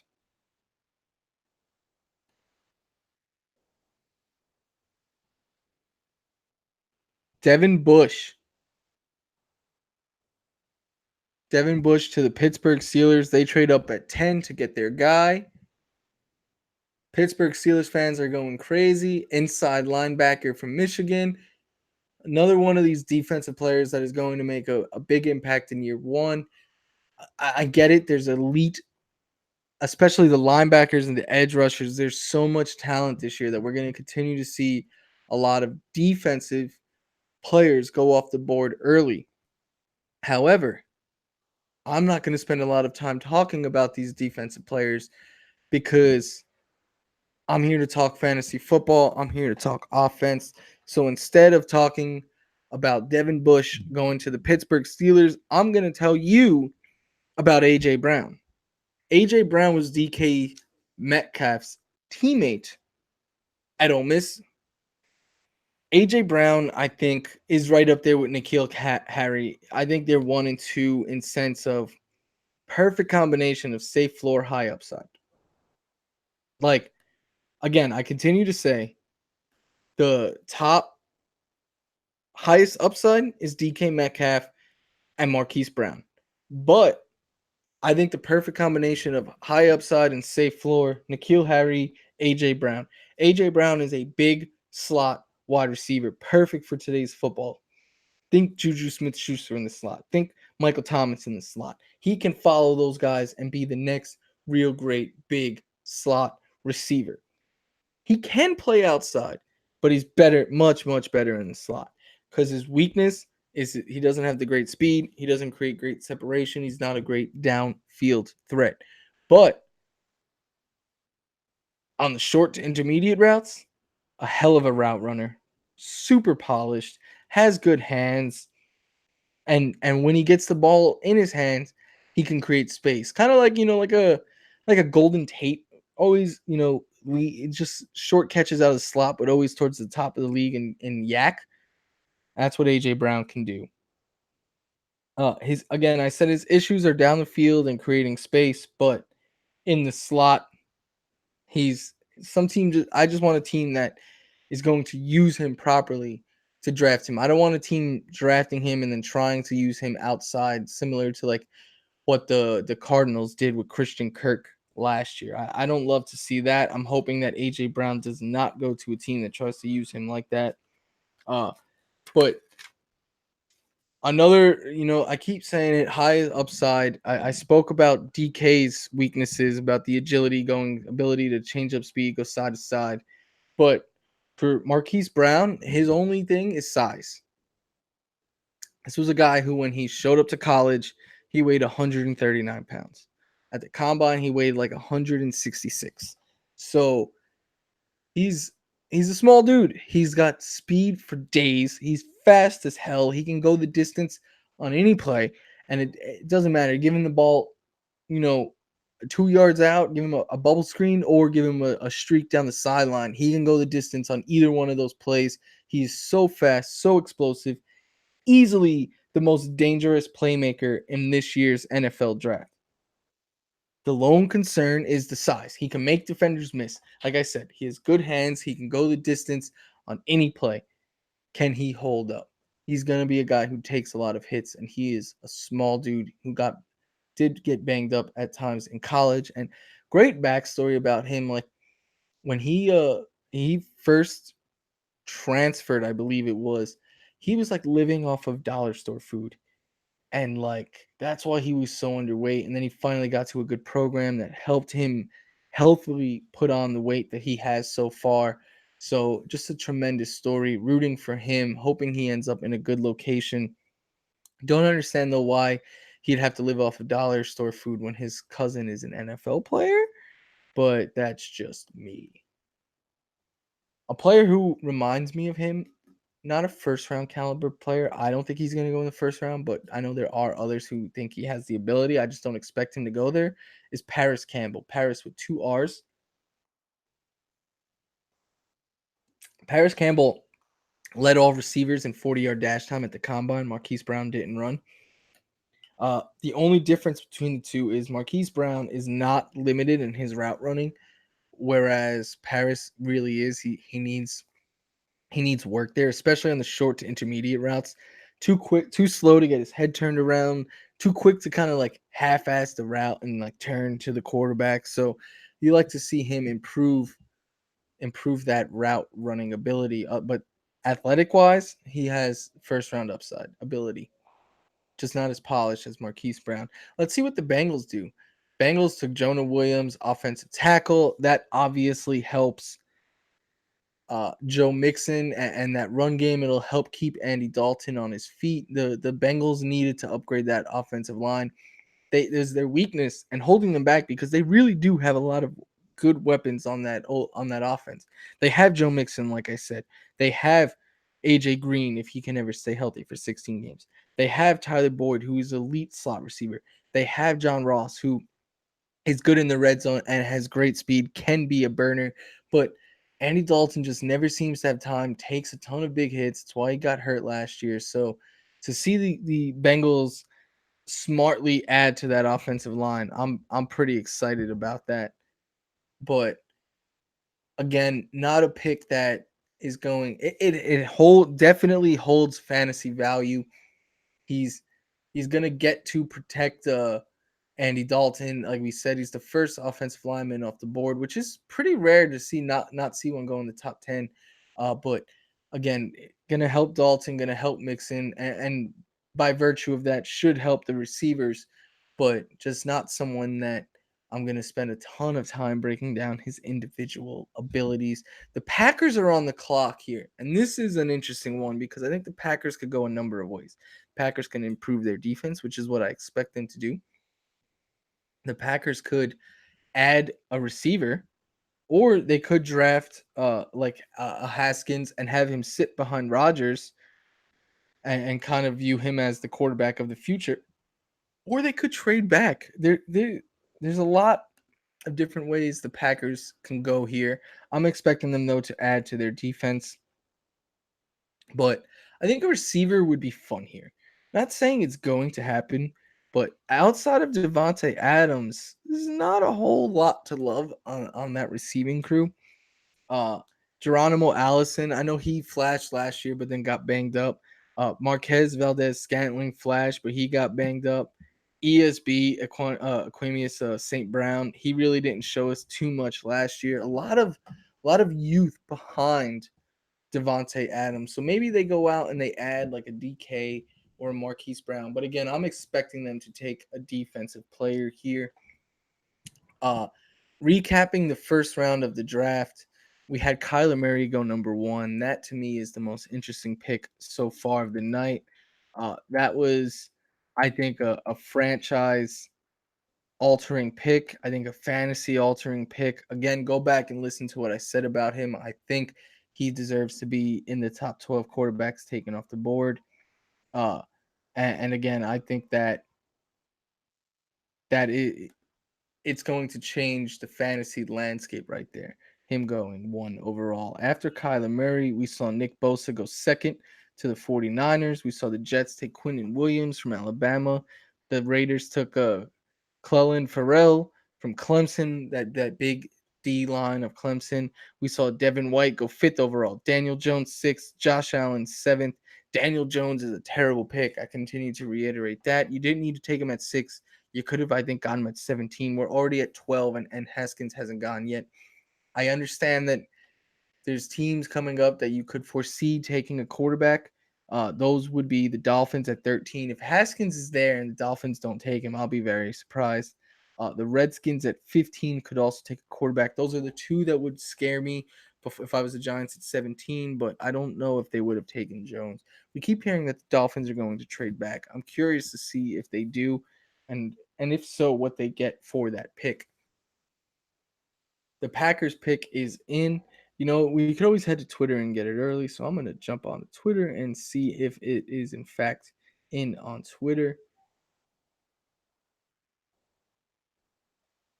No, I'm not seeing it right now. So, not seeing it right now, but it will come in before we know it. It always does. Think of something to say. I always do. I'll jump into song every once in a while. It's something I like to do. Uh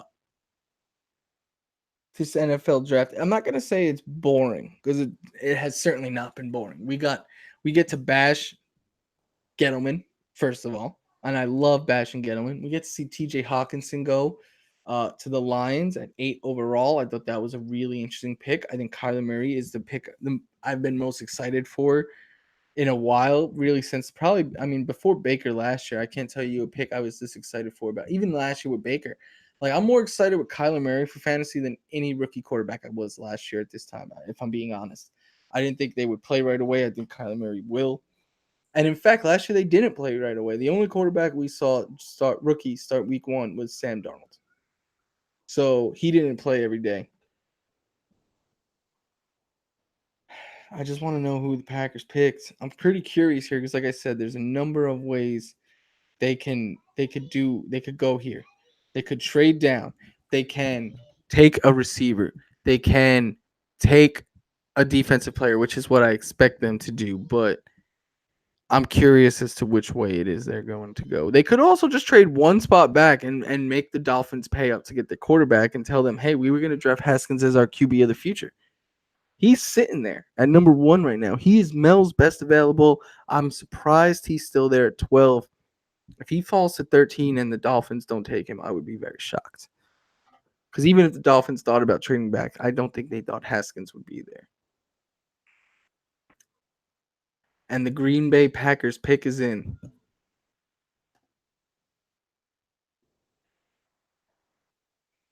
Rashawn Gary, defensive end, Michigan. Again, defense just continues to dominate the first round, continues to be the story. It's what we see time and time again.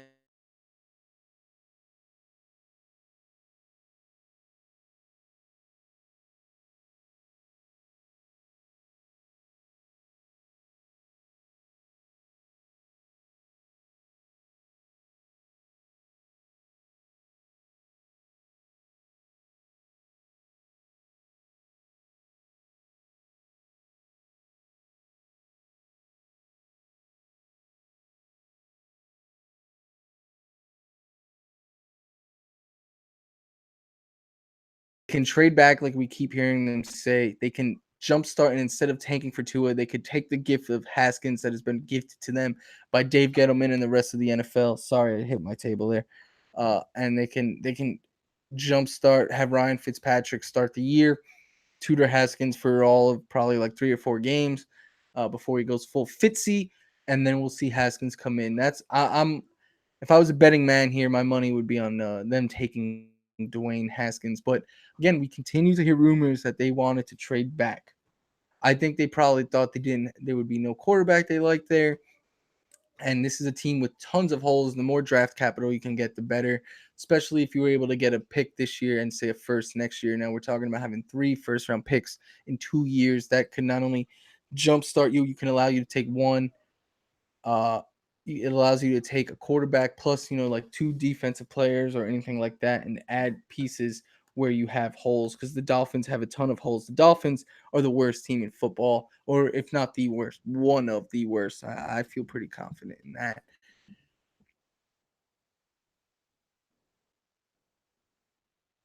5.5 more minutes.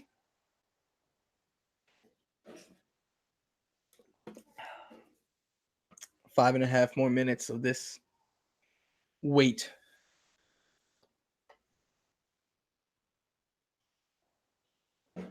Sorry, I leaned over to put on some chapstick. Don't want that on camera, so I leaned over so y'all wouldn't see me.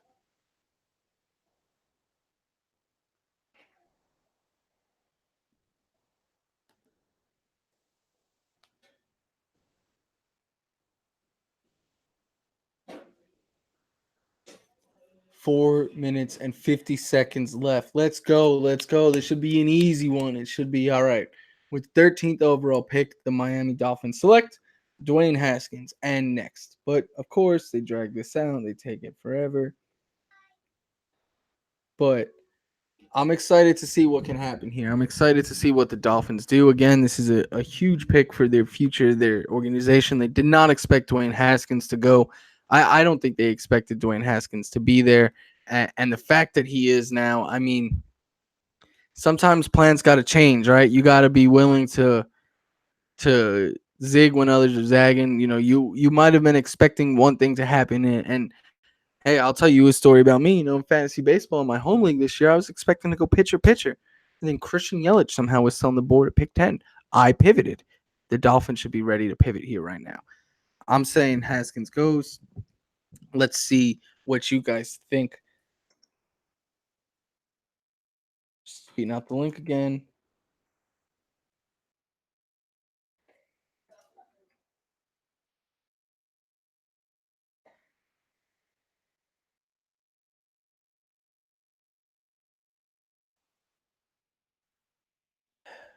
They drag this out, man. They drag this out so much.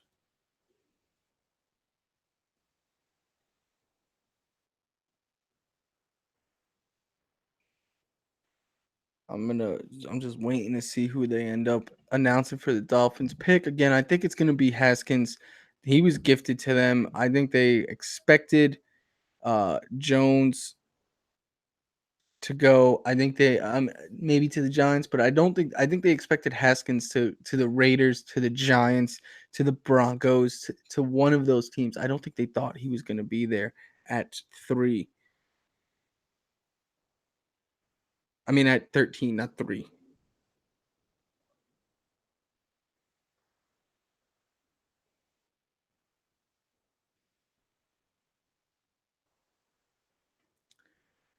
This This is my one beef with the draft. I keep saying it, but it always is. They drag it out and out and out. And I get it. I'm interested in it, but the pick is in. Let's just come back from commercial. Let's announce it and let's go.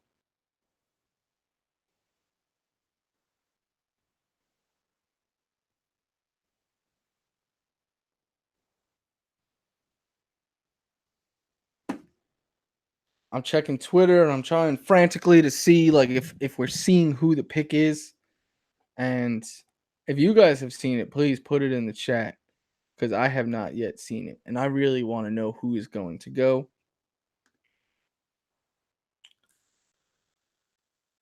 Let me check good old Adam Schefter. He's usually on the ball.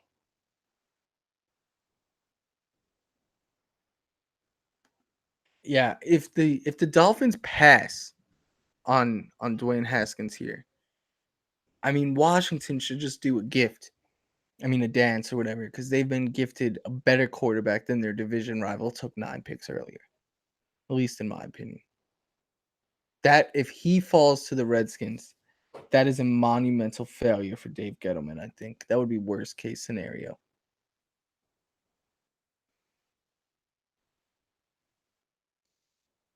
Oh man, they're bringing out Brian Flores to announce it. Blah blah blah. Let's see. Christian Wilkins, defensive tackle, another big boy from that D line of Clemson. This is a good pick for the Dolphins. They're clearly still going to tank for Tua this next season. That hasn't changed with Haskins being there. Haskins falling to the Redskins. Oh my, is that comical to me? I mean, I think the Giants. I think I keep saying it. If you're new to the stream, I think Dave Gettleman is the worst GM in football. I think that the Giants made a mistake taking Jones at 6. I think he would have been there at 7. And I feel even more confident saying that in hindsight that Haskins is still available at 14. So now this is where I know I keep saying every pick is interesting, but this is where the strategy comes into play, right? Does Washington trade to move up one pick? Do the Falcons just draft a play like someone here? Because everyone knows that if Haskins is available at 15, the Redskins are taking him. They, right? That's what it just makes so much sense.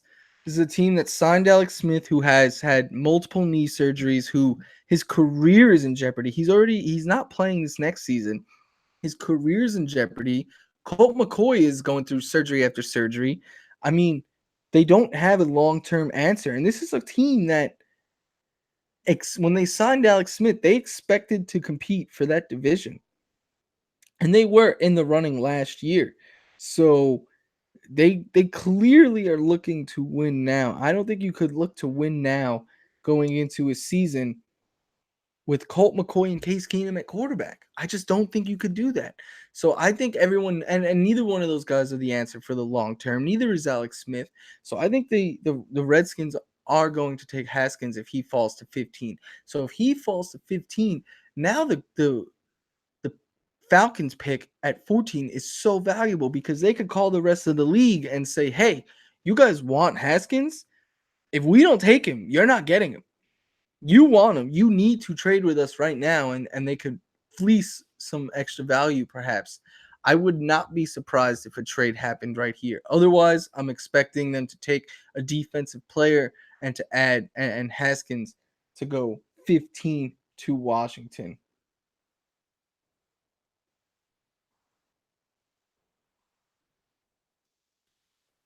I'm gonna tweet it out one more time just to check, get you people in here, get some more peeps in here.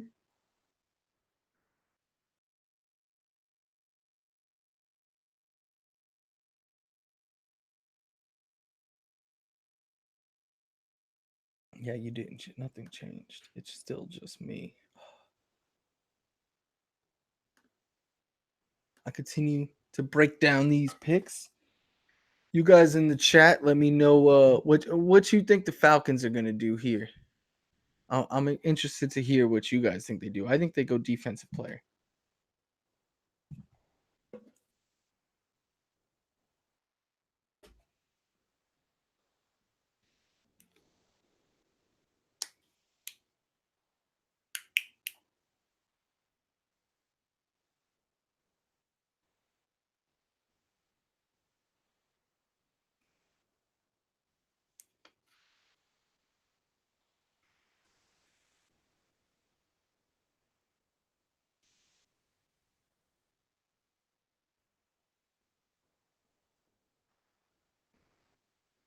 The Falcons pick is in.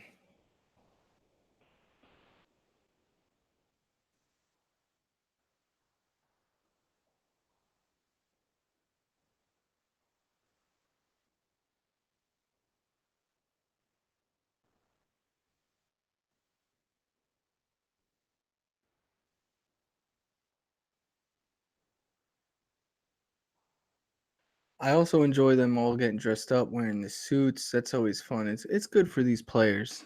And there's no trade, so that tells me that the Washington Redskins got a steal.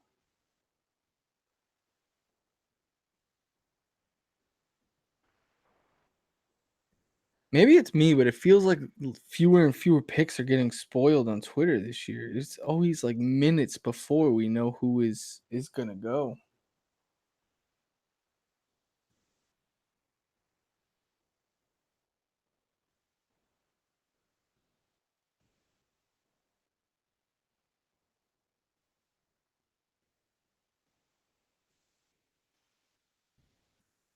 The Falcons selection is in, and the Atlanta Falcons at pick 14 overall have not traded it, and instead they have selected Chris Lindstrom, a guard from Boston College. That's a good pick for this team, but again, not one that it's going to help them on the offensive side, going to help that offensive line, but other than that, not a whole lot to break down for fantasy. It'll help Devonta Freeman if he could stay healthy, help. Oh, they're showing his dad, Dave Lindstrom, who is a defensive end in the NFL. That's pretty cool. This is the interesting pick, though. The Washington Redskins. This is one that I want to see because I want some offensive players to start going off the board. We're getting defensive and O linemen. We've had 3 fantasy relevant players through the first 14 picks. Could have been worse. Could have been a lot better, though. And when you're here, specifically to talk fantasy football, it's like, what's going on? But this is going to be an interesting one right here, right? The Washington Redskins.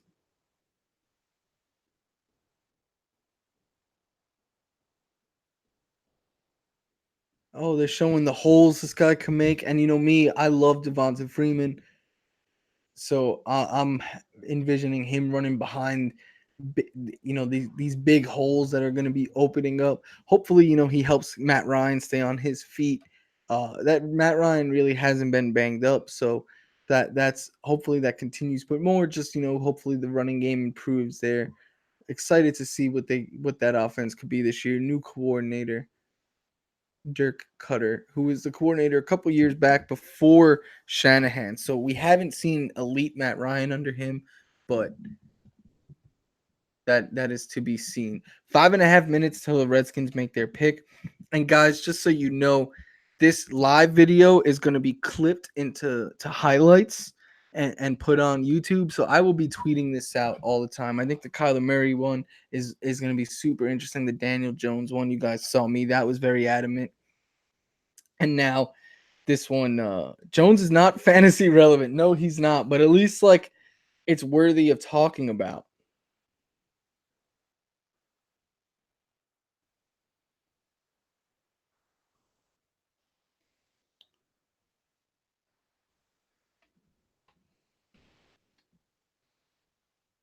5 minutes left till the Redskins pick. What? So tell me in the chat so far. What would have been the best pick for you guys? And outside of Daniel Jones, because we know that one is terrible. What has been the worst pick for you guys so far? I'm curious to see what you guys think as well. If you play on Fantrax, just shoot me your account info. You're the winner. You've been my most loyal chat guy here right now. You're gonna win the $50. So if you play on Fantrax, hit me up on just shoot me your username on Twitter and I will and tag Fantrax in, say, hey, Florio picked me for the $50 and tag myself and Fantrax in it with your Fantrax username. That would be a tremendous help.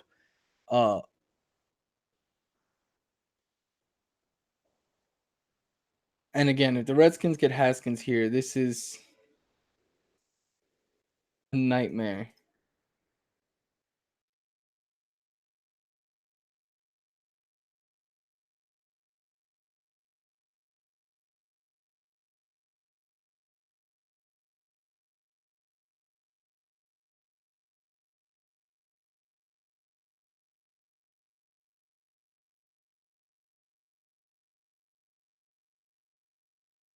Got a tweet ready for when I see it is Dwayne Haskins that went 15th overall. Thank you guys so much for being patient again. It's just myself here. I've been doing this so far for 2 hours already. Looking to do the whole first round and a solo show this long with no breaks by yourself is it's not easy. So thank you guys for being patient as I have a couple of pauses here and there.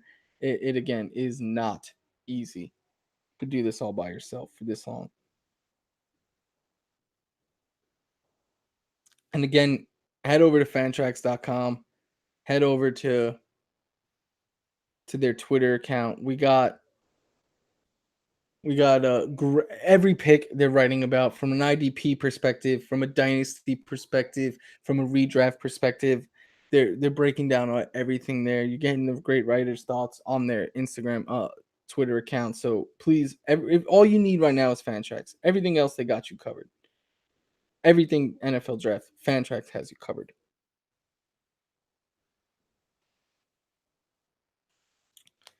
The pick is in. Boom, ba-da-da, dun, dun.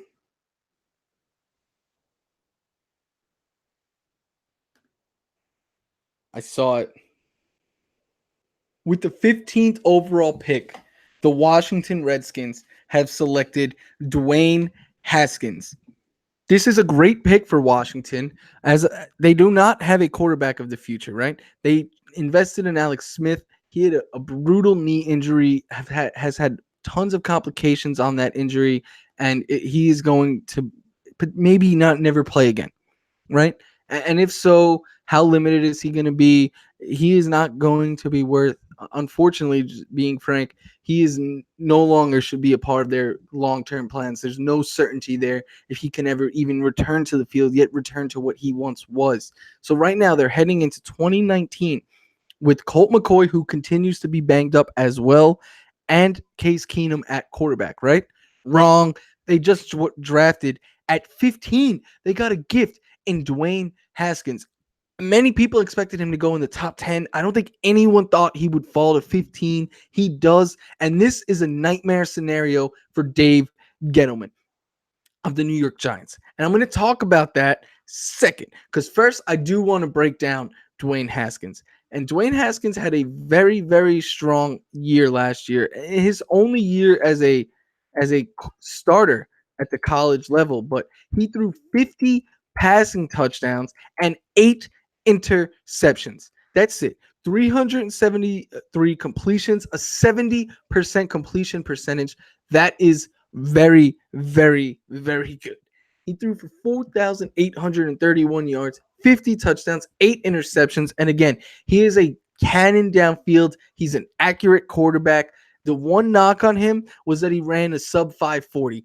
And I know Stephen A. Smith called him a running quarterback. That's not what he is. In fact, last year as a starter, he rushed for just 108 yards, but he did have the 4 touchdowns. And this is where I think he can be a big fantasy contributor. I don't think he has the upside of a Kyler Murray I don't think he can give you anywhere near the value with the legs that a Kyler Murray can.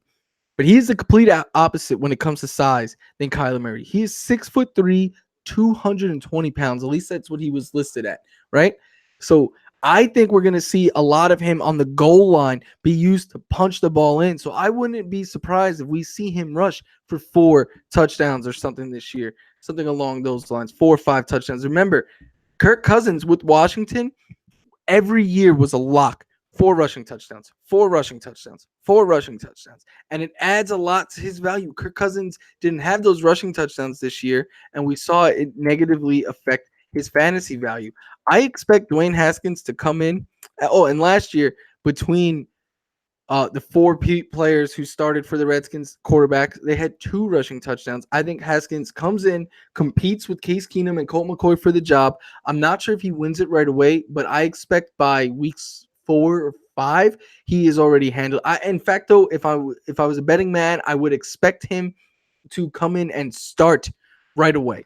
And for fantasy, I'm valuing him as a QB2, more of a low-end QB2.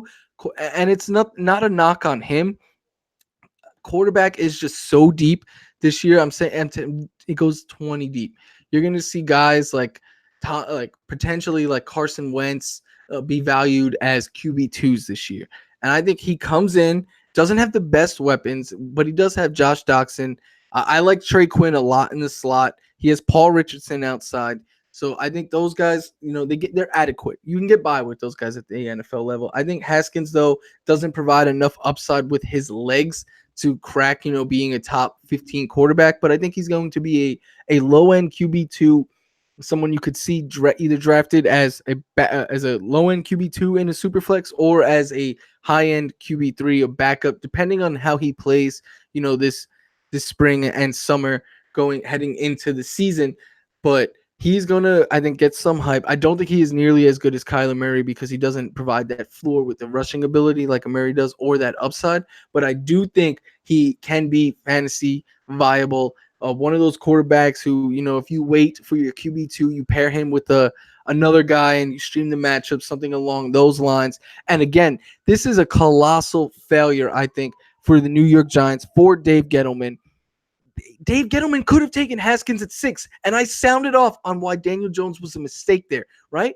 And you could have taken Haskins, I kept saying. A guy who threw 50 touchdowns and 8 interceptions compared to Daniel Jones, who, again, threw in his college career threw 48 touchdowns and 22 interceptions. So the numbers are just, they tell you right there, I think, tells you what you need to know about Daniel Jones. Plus, now, not only is Daniel Jones going to be compared to Sam Darnold, crosstown rival, for the rest of their careers, because it's going to be the guy that you passed up to take a running back to then take a bad quarterback a year later. It's also going to be, hey, you passed on Dwayne Haskins, and now we got to play him twice a year, and you're going to repeatedly see this guy. And if Dwayne Haskins outperforms Daniel Jones, you best believe you're going to be hearing about it all year. So for the next 10 years, the Giants fans are going to have to watch Haskins. They're going to have to watch Sam Darnold and they're just going to have to compare him to Daniel Jones. And it's unfair for Daniel Jones, but it's not unfair for Dave Gettleman. It was a bad, bad mistake. Obviously, Daniel Jones, if Haskins went off the board at 15, Daniel Jones would have been there at 17. And I even think you could have waited and got him in round 2.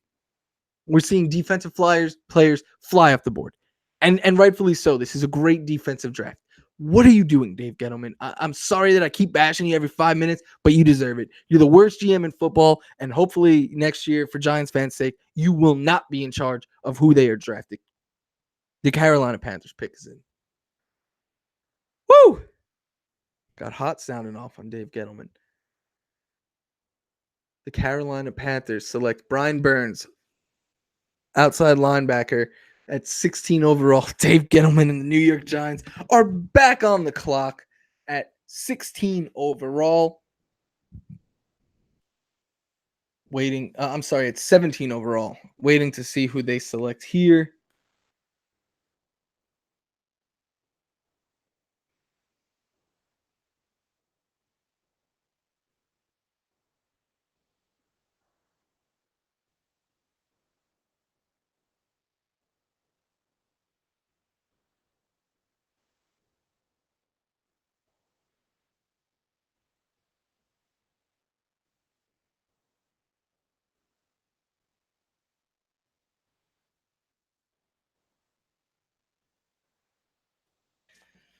The Giants, this is going to be such an interesting pick. Can I sound off on Dave Gettleman again? Probably not. I mean, I don't see what he could do here to really mess this pickup. We're halfway through the first round, right?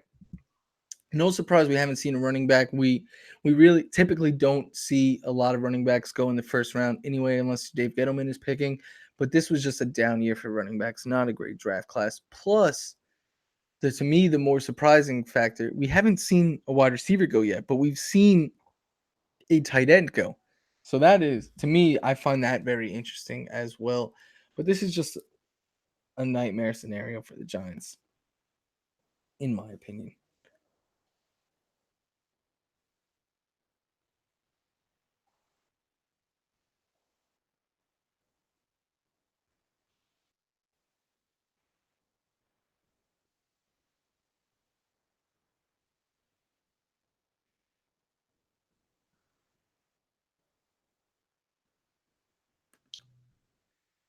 This is going to be an interesting one. I'm expecting the Giants to add to their defense.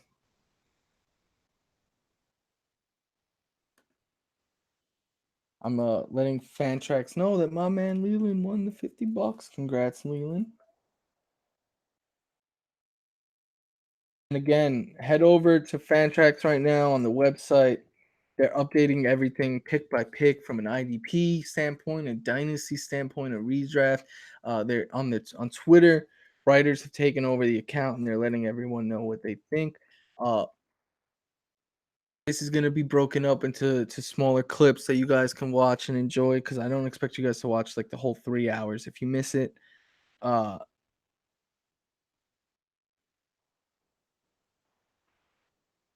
yeah, it's this draft has been a very good and this is what we expected, a strong defensive first round, but I'm really curious as to see if offense now in the second half of this draft with all the defense, a lot of defensive talent, already been drafted, are we going to start to see some offensive players go? Who's the first receiver we go off the board? Do we see a running back go in round 1? Are we going to see another quarterback go? We could see Drew Lock go off the board. I expect to see Will Grier go tomorrow. We saw 5 QBs go off the board in round 1 last year, though. So far, we're up to 3. I think we get to 4, though. I do think Lock goes in the first round.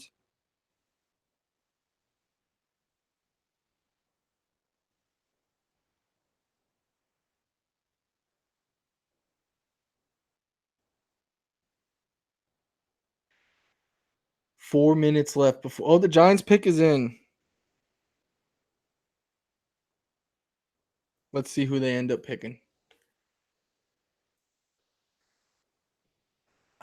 I'm still shocked that Haskins fell all the way to 15. I thought he was going to go in the top 10.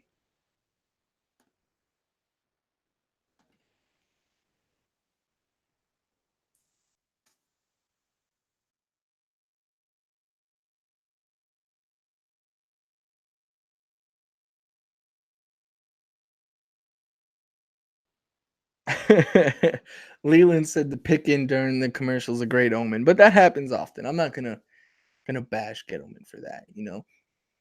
I do think though the NFL draft is a lot like it should run like fantasy drafts. Like, all right, we're halfway through the first round. Now teams get 8 minutes, and then in the final 10 picks, you get 5 minutes. But they don't do that. They do that in the later rounds, but not in round one.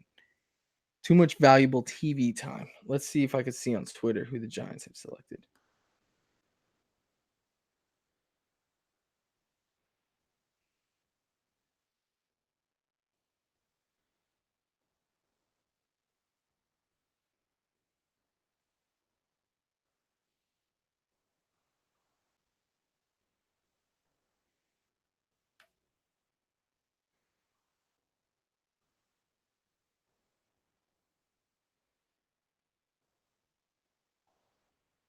Dun, dun, dun, dun, dun. Not seeing it on Twitter. Twitter's doing either I'm doing a bad job finding it, or Twitter's doing a bad job being early on picks this year.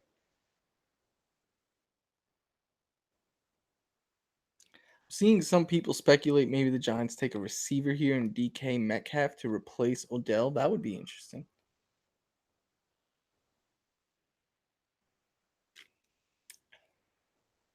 Although the Giants, they love their slot receivers. They have Golden Tate and Sterling Shepard both locked up. They need an outside receiver. They do not have anyone to replace Odell, and Golden Tate will not replace him.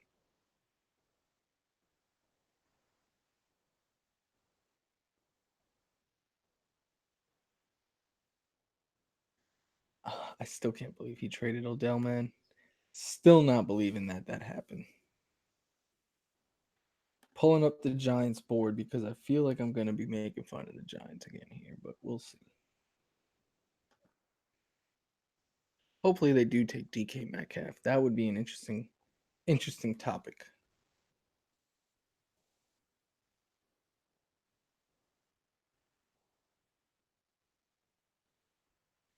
The Giants pick is in, and with the 17th, remember the Giants had the 6th overall pick. They took Daniel Jones.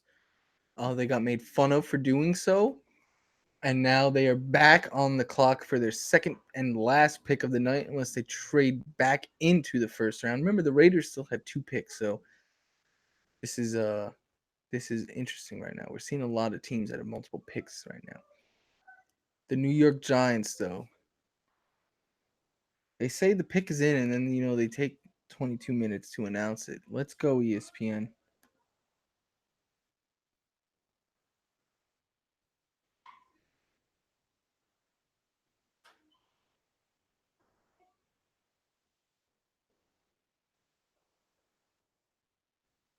What? This is what annoys me. The pick has been in for like 10 minutes already. Let's announce it. All right. The Giants pick is in. They took Daniel Jones at 6, and now let's see what they do here at 17.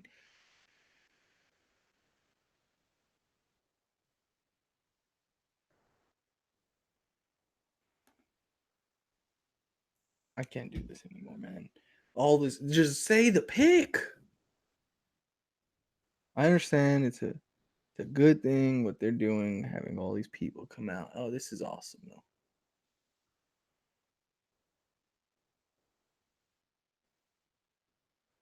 The Giants select the big boy, Dexter Lawrence, defensive tackle from Clemson, the third of those big boys from the Clemson D line, and the biggest of them. Dexter Lawrence is a huge dude. Dexter Lawrence, a defensive tackle. I think he can replace what they traded away in Snacks last year. He's a run stopper up the middle. Again, I can't talk enough about how big of a boy he is. I will. I mean, getting him there, I like this pick for the Giants. I actually do like this pick. Again, they're showing how big he is there. He weighed 360 pounds as a freshman. And yeah, he's a big dude. He loves his food. He models his games after an dominant suit, but he's not a dirty player. And I like this pick for the Giants. I'm not gonna bash this pick. Daniel Jones, I bash, but this one, I think this was a good pick for the Giants. Dexter Lawrence. 6'4", 342 pounds. And again, he's gonna do wonders for this rushing defense. And again, if I had to compare him to someone, I would say Snacks Harrison. What he brought to the Giants last year. He's just a big body, strong defensive player who can get in good position to clog up those running holes. First of all, he's massive, so it's easy for him to clog up a hole, but also just has a nose for getting to the ball, getting on getting to where the runner is going to be. And he's also really good at getting after the quarterback. So this is a good pick for the New York Giants. And I obviously don't say that often. I just been bashing them and Dave Gettleman for the last, I don't know, however long I've been doing this. So that's a good pick for the Giants over at 17. And now Minnesota Vikings on the clock for pick 18. Yeah, they're showing the Giants. They get Daniel Jones, Dexter Lawrence. Their two picks. Now their night is over unless they trade back in.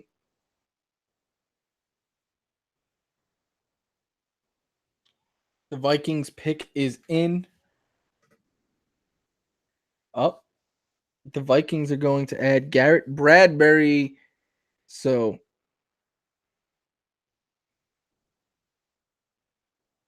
according to PFF Steve, I'm going to guess we can believe PFF Steve, and it is in fact Garrett Bradbury going to the Minnesota Vikings. Like that pick for them. Uh,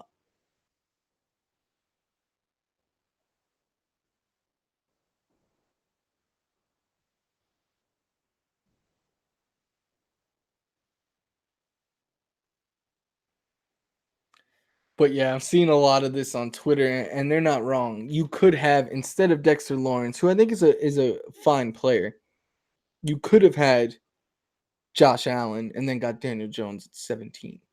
So it's like, would you rather have Daniel Jones and Dexter Lawrence or Daniel Jones and Josh Allen? Or like I mean, I don't think there's no way of denying if we saw Hoskins go 2 picks earlier. I don't think it's crazy to believe that Daniel Jones would have been available at 17. That's all I'm saying. I'm surprised they didn't take DK. Not surprised. I expect them to take a defense, but a defensive player. But I was hoping that they would have got DK for fun. And this is another thing I just thought of with the Giants, right? If if we're confident that they could have in fact had Josh Rosen for a second round pick or potentially Daniel Jones in the second round, you could have had Lawrence and Josh Allen and really done numbers for that defensive front. Shaking my head, man. Nothing much more I could say to old Dave Gettleman.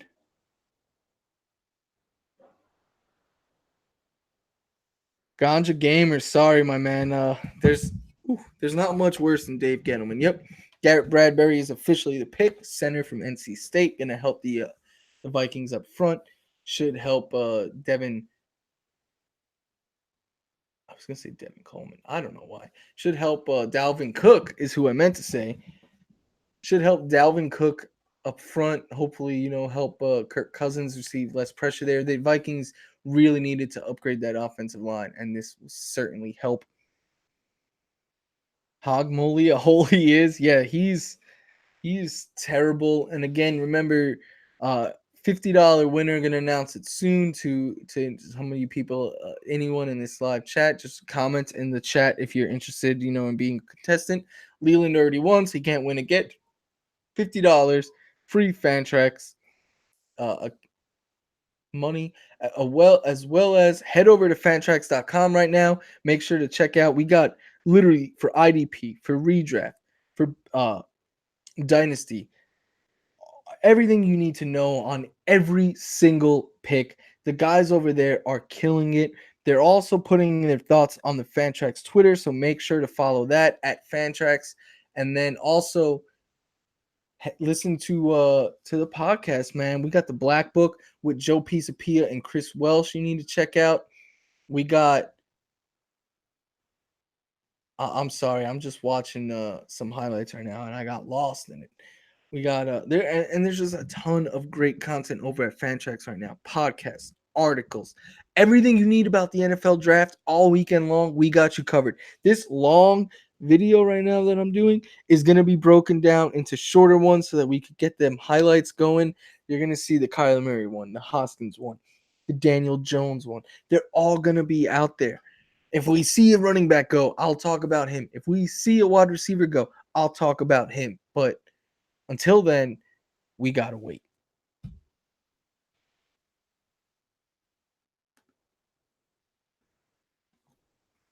The Titans though could be interesting. The Titans may take a receiver. That's what I'm hoping for, man. I'm just hoping a receiver goes soon. I want to. I think this receiving class is really interesting, and I really want to break down these guys and see where they're gonna go. See if it's a good fit or not. So let's see. Right now, I mean, the Titans definitely have a need outside of Corey Davis. They do have Adam Humphries in the slot. Their other outside receiver would be Tajay Sharp. Don't feel great about that. Taywan Taylor. And even Corey Davis, like he has all the upside in the world, but he has yet to become that consistent go-to receiver that we all thought he would. So they can really upgrade the wide receiver position and take someone here. Curious to see as to who it is that they're taking. 4.5 more minutes before they get to pick.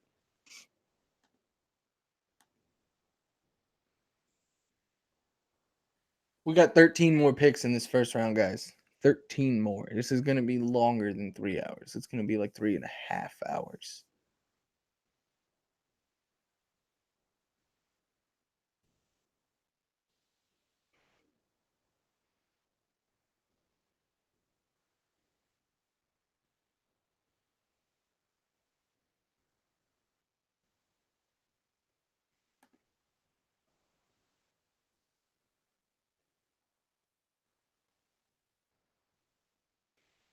People are tweeting out that Josh Rosen is the best QB on the board, and I don't disagree. He easily is. Like, if any of these teams here are thinking about taking Lock, I would flip that pick for Josh Rosen.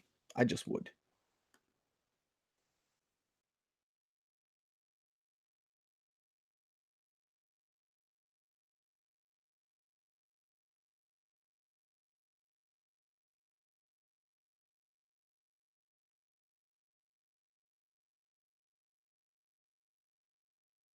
Titans pick is in, and remember, this draft is in Nashville, so this there's a lot of Titans fans. There's plenty of people on hand.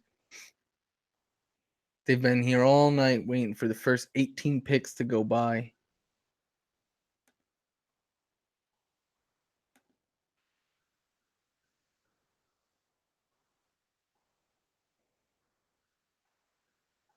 I even wrote the other day on Fantrax. I wrote a deciphering the latest rumors article. And I said, I think the Giants are going to take it.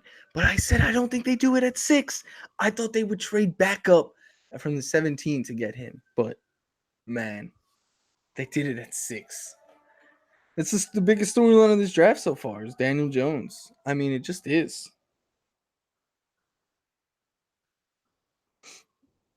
MetLife apparently Giants fans at MetLife Stadium booed the Daniel Jones picks. No surprise. Should continue to boo it. It sucked.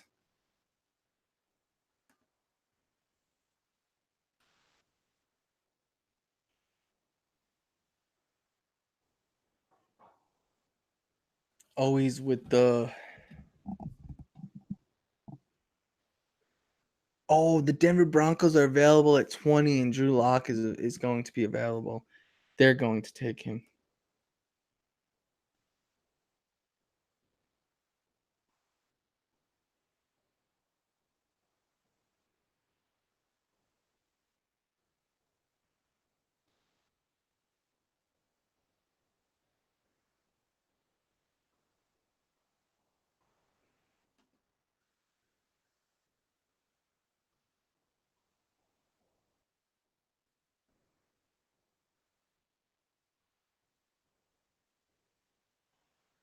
Titans.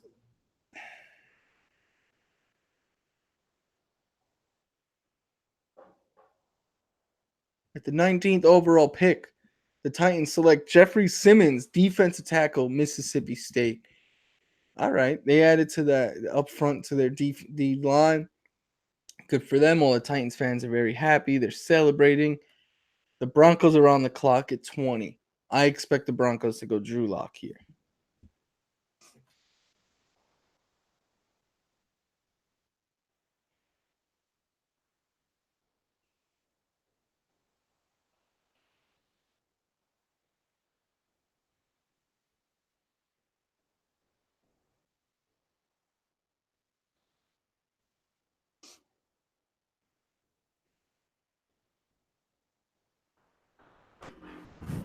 Oh, my bad, y'all. All right, 6.5 minutes left till the Broncos pick. This is an interesting pick because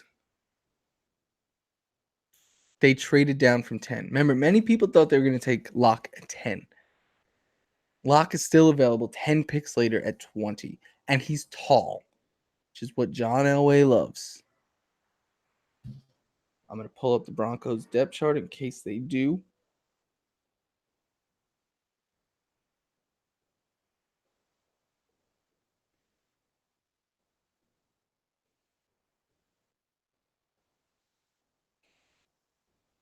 Let's see what they do, boys. We got a few more minutes to go. Remember, $50 giveaway. Let me write in the chat if you're interested in winning this $50.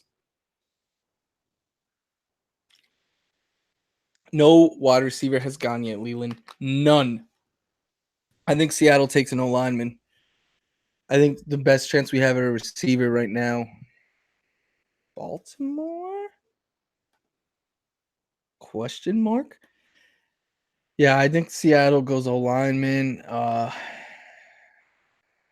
think we could see the Raiders, the Ravens, the Raiders, or the Colts.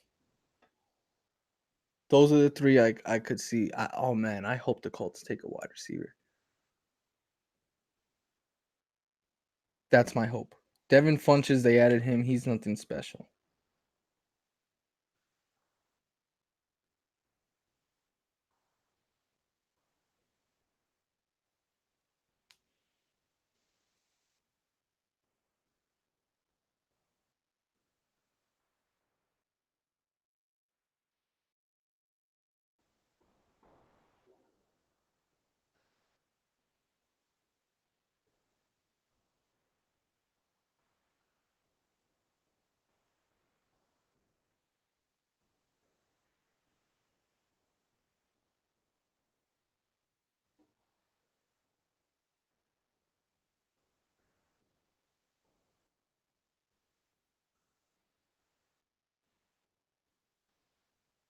The Cardinals changed their name on Twitter to hashtag CardsGot.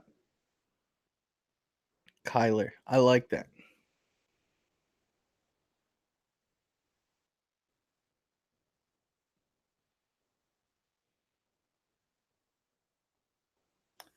Three and a half minutes before the Broncos finally get to make a pick in the 2019 NFL Draft.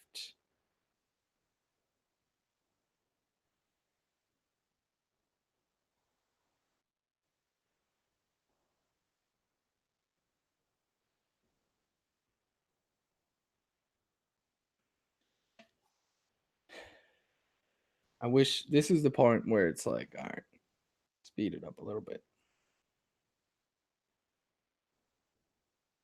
Dwayne Haskins said he is more motivated than ever. He's got a chip on his shoulder, and the league has messed up. Of course, he's going to say that. What is he supposed to say? I'm happy I fell to 15. Of course, he's going to say that. He probably could have went like 6 and would have said that. But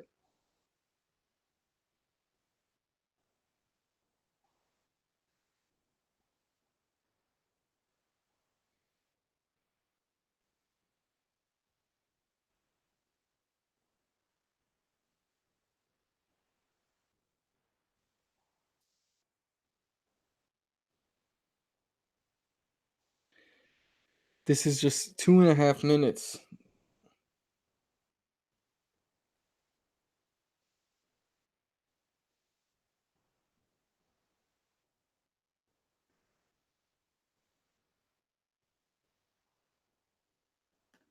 My man Ganja Gamers just followed me on Twitter. What up, Ganja Gamers? If you still here, you let me know you want to win this fifth.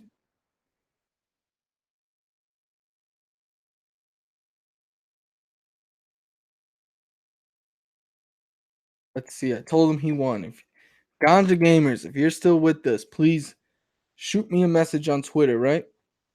Tweet me and at Fantrax and say, hey, you name me the second $50 winner, and they will give you $50 in your account. If they don't get to it tonight, it's because they're very busy with this NFL draft, but they will get to it. And if you don't get here in a day or two, Leland and Ganja Gamers, you let me know. I will handle it for you. The Broncos pick is in.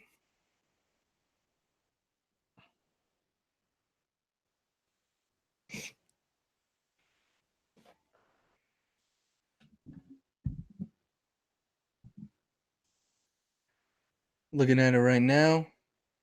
I mean, let's check. Leland again. If you don't have that in your account in a couple of days, hit me back up, and I will follow up with them.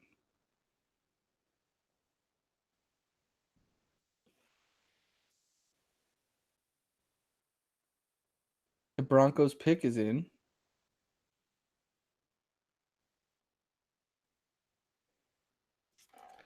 Spurs won, huh? We got a game 7.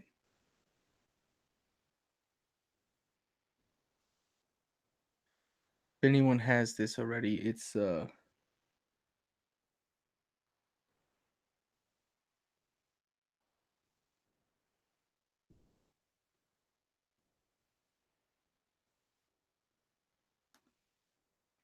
Broncos are taking Iowa tight end Noah Font. Noah Font is an absolute beast.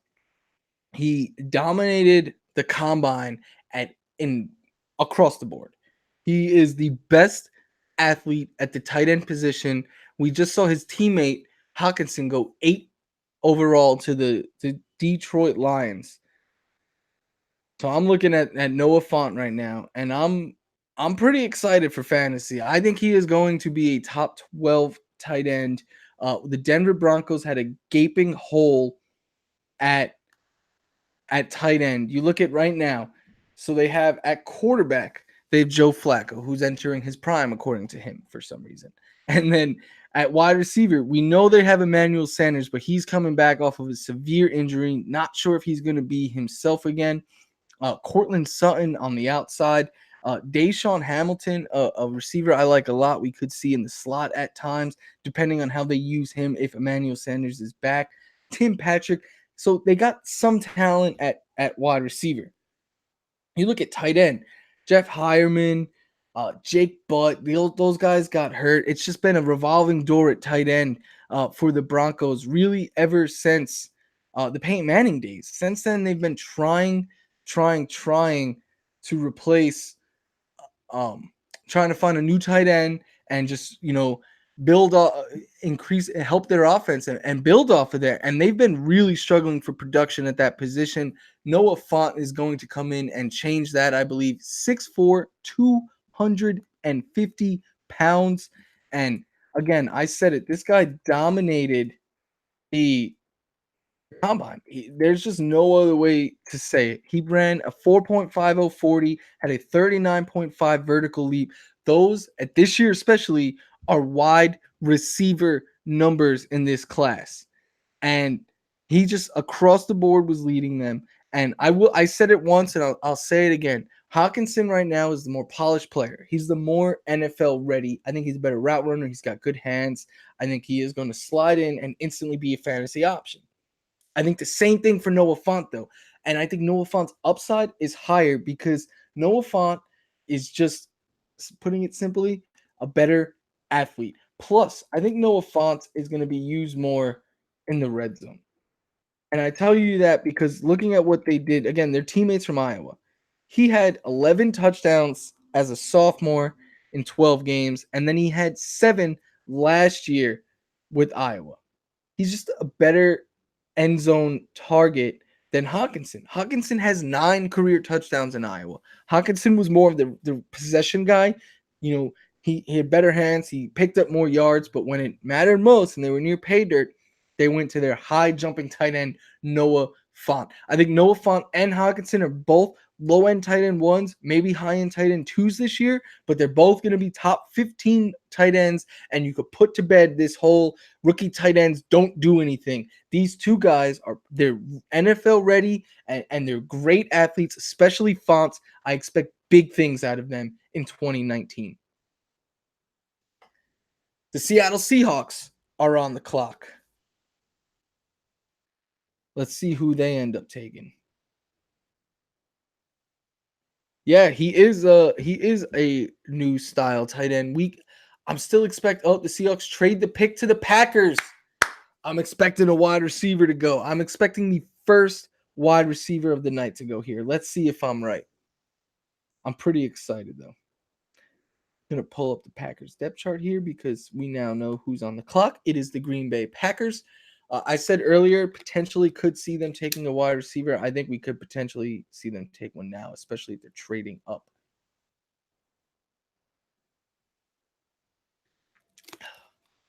Let's see what they do.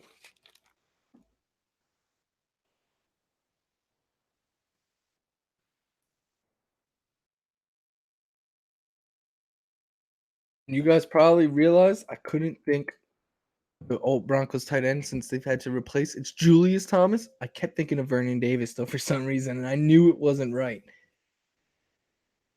But the Packers have traded with the Seattle Seahawks. They're gonna be taking, I hope, a wide receiver.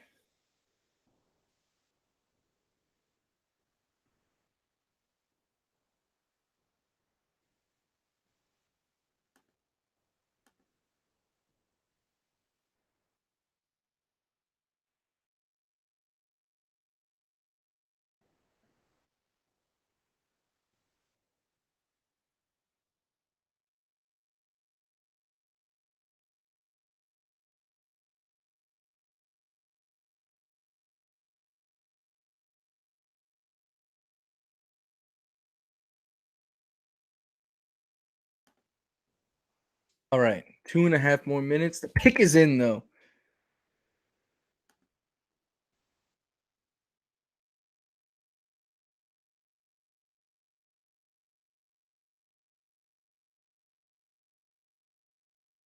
Trying to see on Twitter if we can maybe get a little early as to who may be going.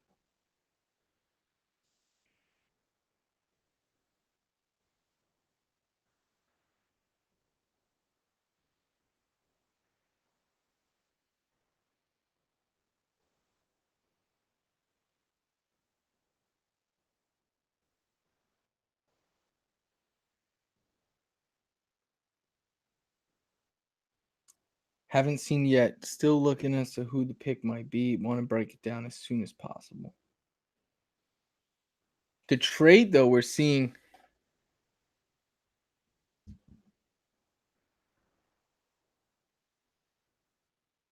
Seattle is getting.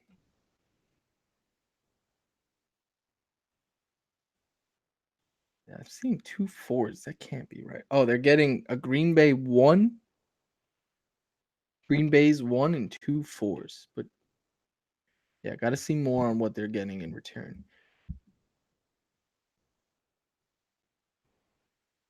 Montez Sweat is still available. Josh Jacobs, but I don't expect to see a running back go here. Drew Lock, I don't expect to see a quarterback go there. I think the Packers would have traded for Josh Rosen instead of trading up to take Drew Lock. That's just my personal opinion.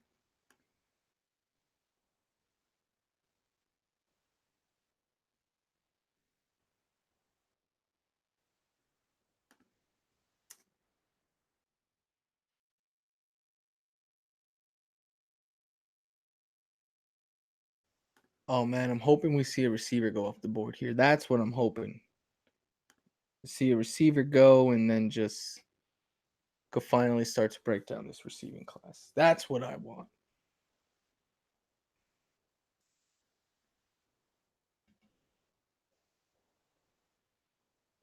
Oh, they get so Seattle has the 28th pick and two fourths for this. And the Green Bay Packers select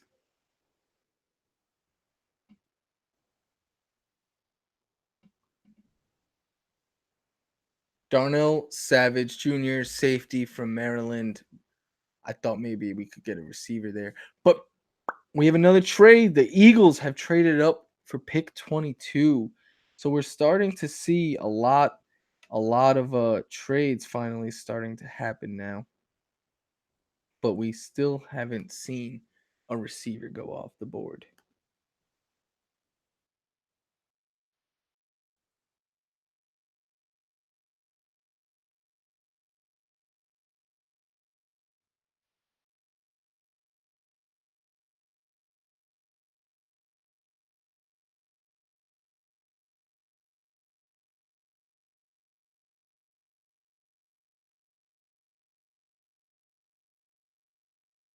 Ravens have traded the 22nd pick to the Philadelphia Eagles.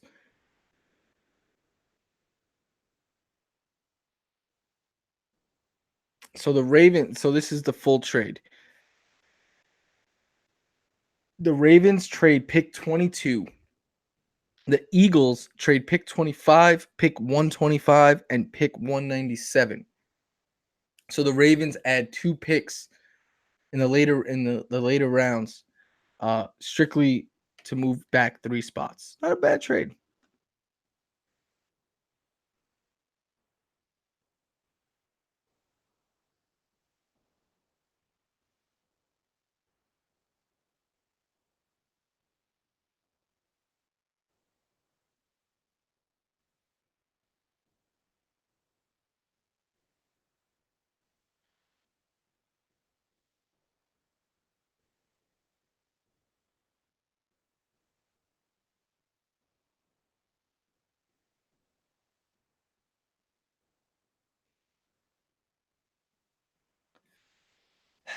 So the Eagles are on the clock. We got 5 minutes. We still haven't seen a receiver go off the board. We've seen two tight ends go. I'm telling you, man, the Patriots are going to get a good receiver or something like that, and everyone's just going to say, "Oh, the Steelers had the Steelers. The Patriots have the steal of the draft."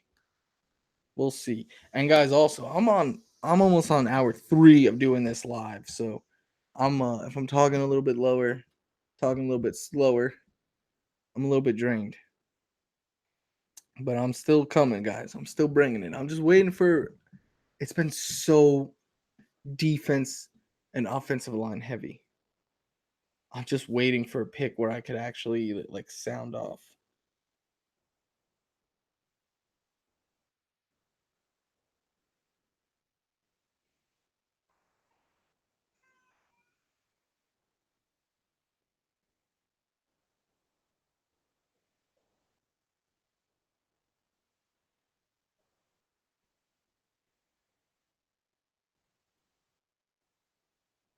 My man Marty says Baltimore is going to be the first team to trade up and select a wide receiver. We'll see about that.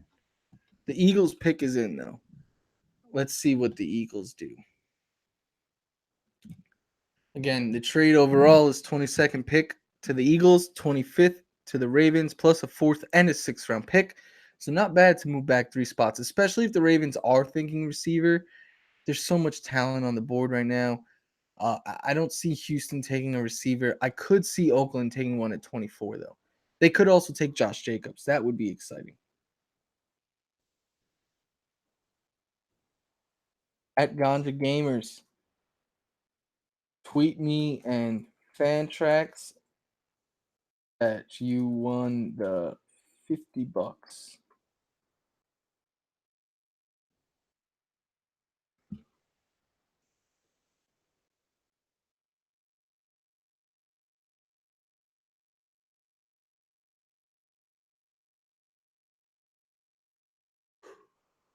Carson Wentz has missed 13 games in the last 2 years. Yep, we know. I mean, they're not doing anything crazy here.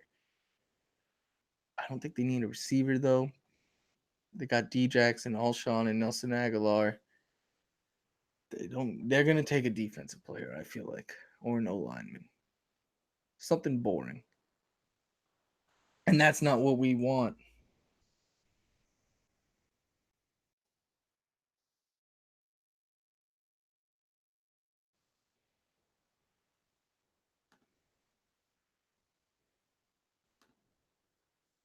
Pick is in.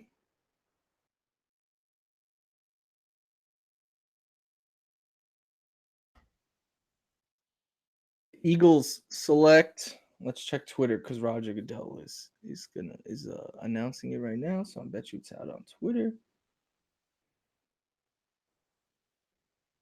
Andre Dillard, offensive tackle, Washington State. Another good pick, but not one that's too exciting for fantasy. It's gonna help that O line up front, potentially help a Jordan Howard or whoever they end up going with. If they draft a running back, I wouldn't be shocked if they draft a running back as well. We did hear rumors that they like Josh Jacobs.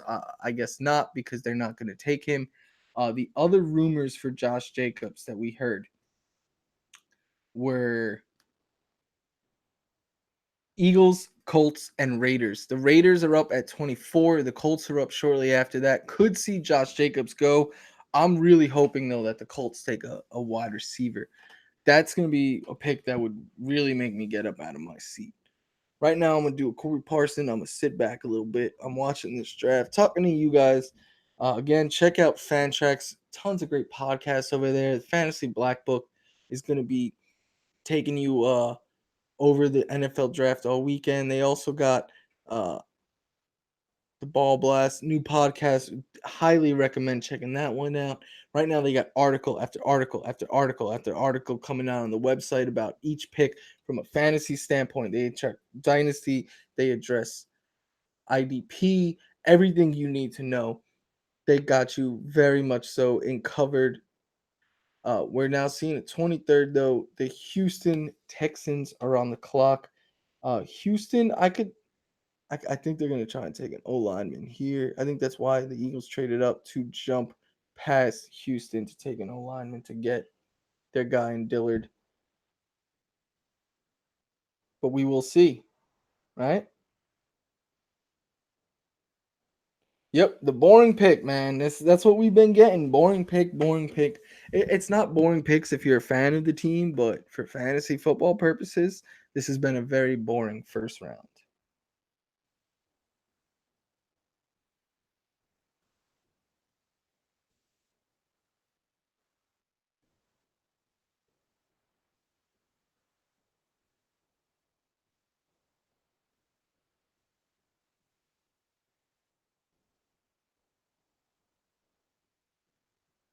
Yeah, I think Dillard would have went to Houston if the Eagles didn't jump up. So they make that trade. They get their guy, their tackle out of Washington State. We'll see what Houston does here. I'm expecting an O lineman, but then I think after from 24 on, it gets to be a little bit more interesting, right? 24 is the Raiders.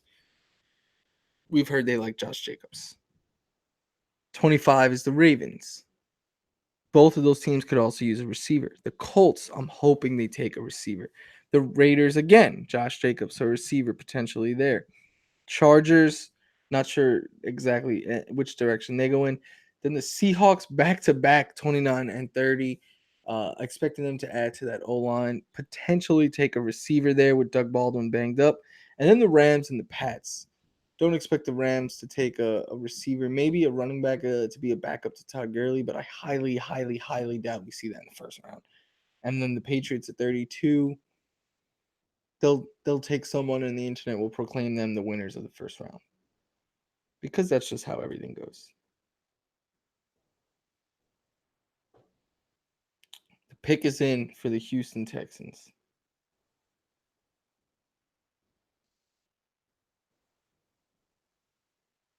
The number one trends on Twitter: NFL draft, Giants, Daniel Jones.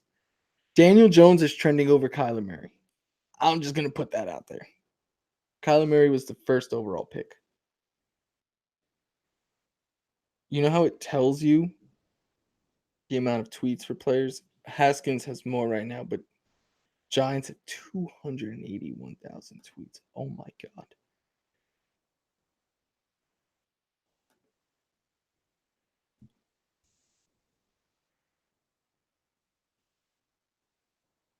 Yeah, just saw this stat on Twitter. Andrew Feliciano tweeted it out. Deshaun Watson has been sacked 81 times in 22 career starts. So you're talking about almost 4 times per game on average. They're adding to their O line here. At least I believe they are. Who do you guys in the chat think is the first team to take a wide receiver?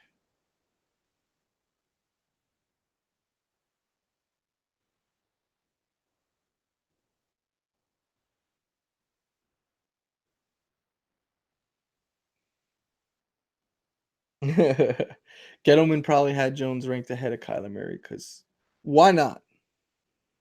Anytime you have a chance to get Daniel Jones, I mean, you got to do it.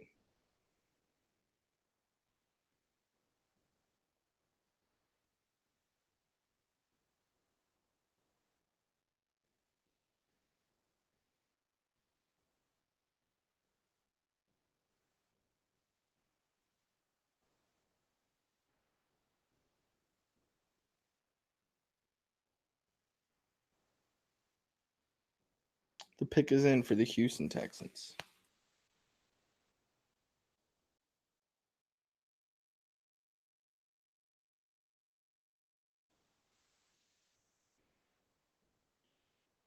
Titus Howard, offensive tackle, Alabama State. Told you they were going all linemen. All right, now let's hope these next few picks are interesting.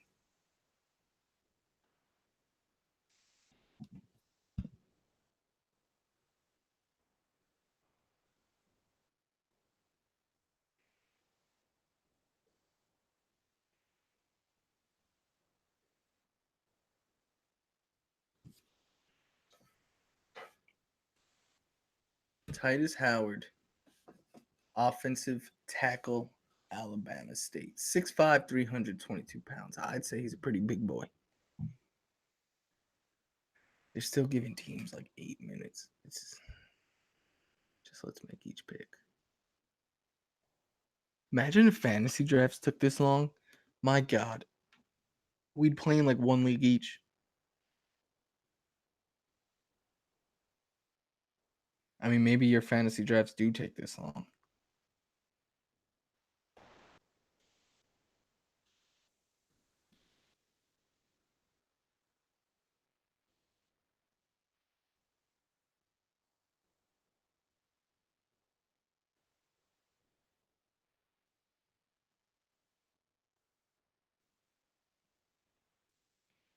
Trying to see if I can get any, idea of who the Raiders are gonna pick.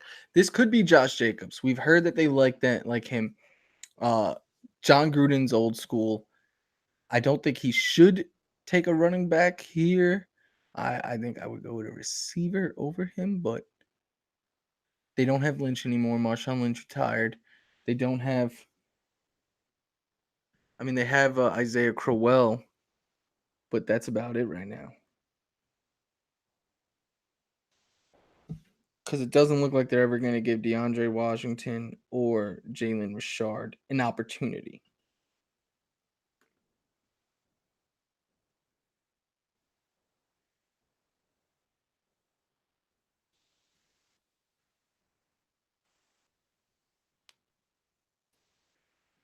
Got the Raiders. Oh, the Raiders pick still is not in.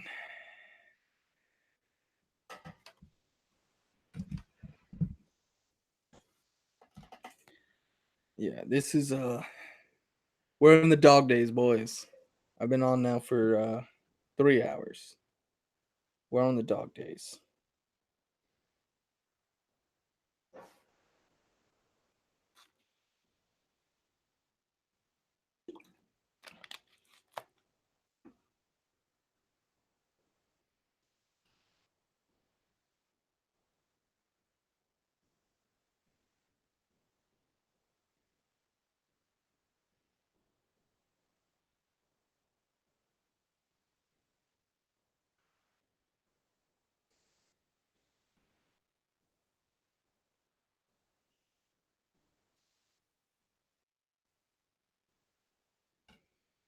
Four and a half more minutes till the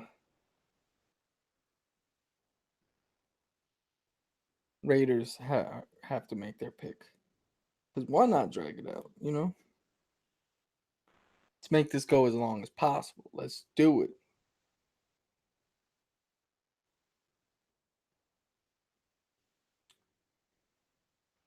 4 minutes.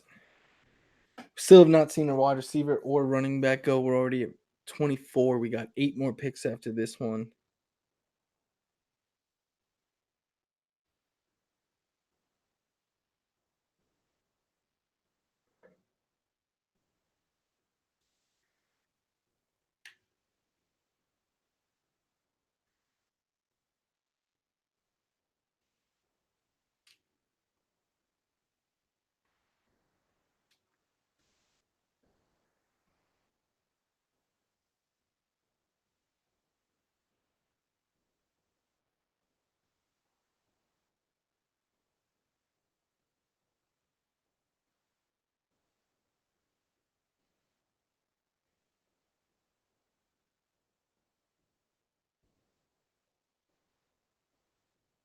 Yeah, guys, I'm sorry. I'm slowing down here. This wait has just been excruciating. Like, let's you've known you've had 3 picks for a while. Let's make a pick.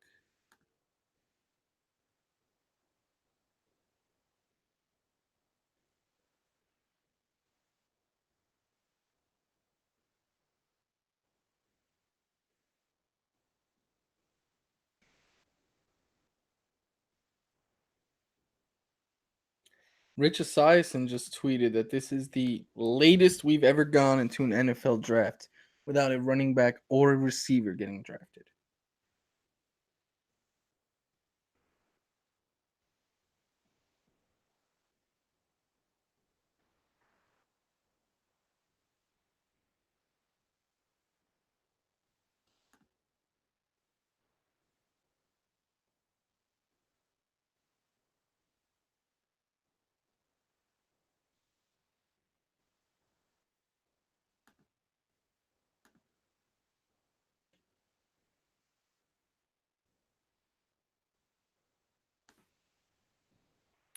The Raiders pick is in.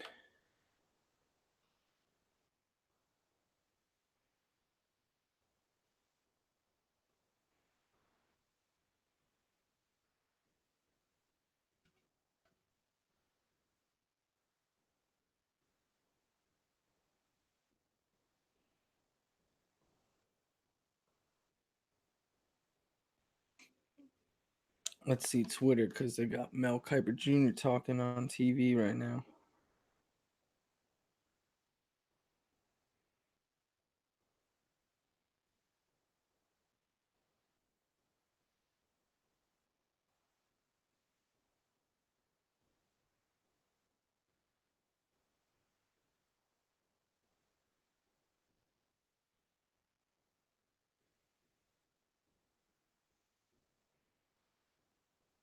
The Raiders pick is in.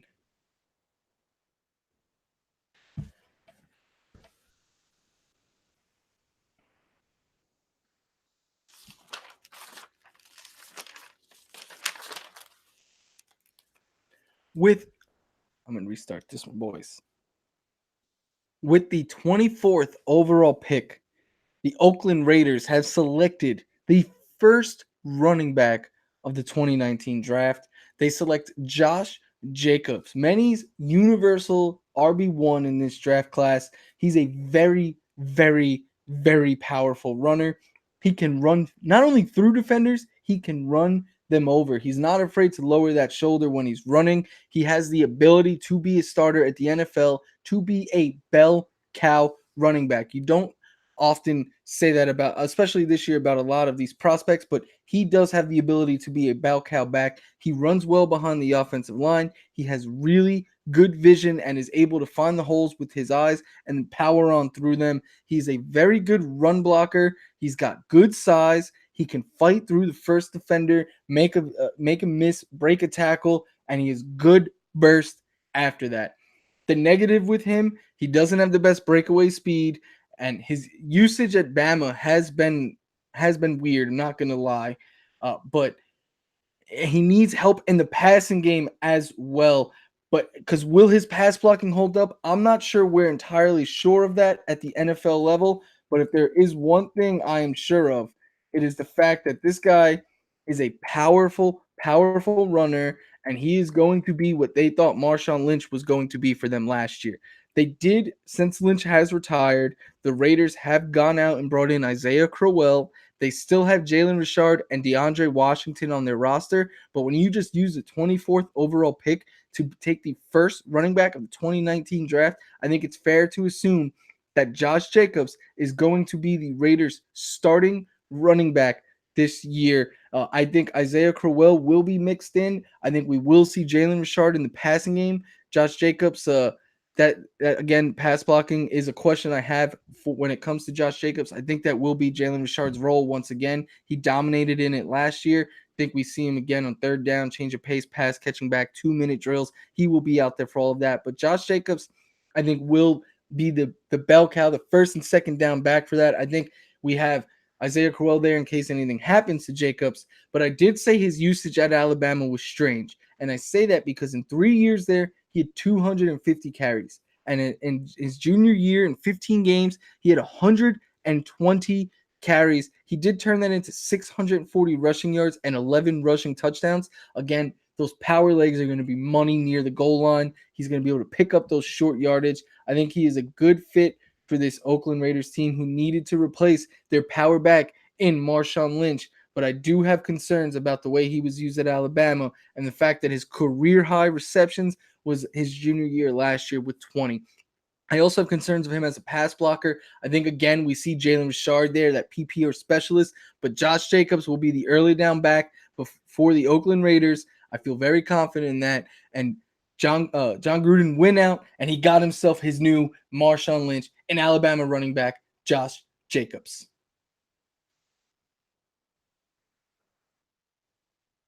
I think Josh Jacobs also uh, can be for fantasy. I would value him more as an RB3, a lot like what Isaiah Crowell was last year. That RB like 28 through like 30, 32 range. I think he slides somewhere in there because again, I don't think he gets all the passing down work. I think that's going to go to Jalen Richard. I think Isaiah Crowell could be a little bit of a thorn in the side at times as well. So I like Josh Jacobs' talent. I think he has higher upside than what I'm valuing him at, but I would value him as an RB3 heading into fantasy football drafts as of right now.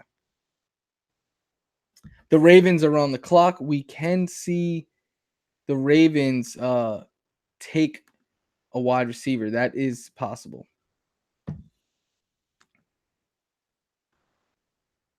Let's see what the Baltimore Ravens do. We got 5 of y'all watching. I still like Jalen Richard and PPR as well. I'm going to pull up the Baltimore Ravens depth chart in case they do take a wide receiver.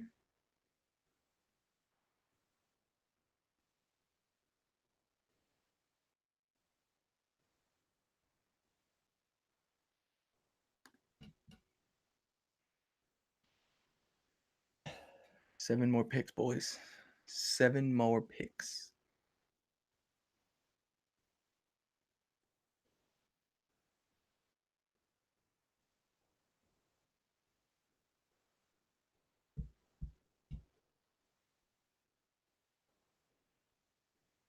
They need to start hurrying this. This is not going to end on time.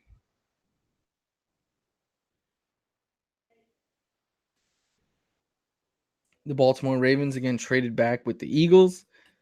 We could see them take a wide receiver. They desperately need one. And they have their pick of the litter. We have not yet seen a receiver go off the board.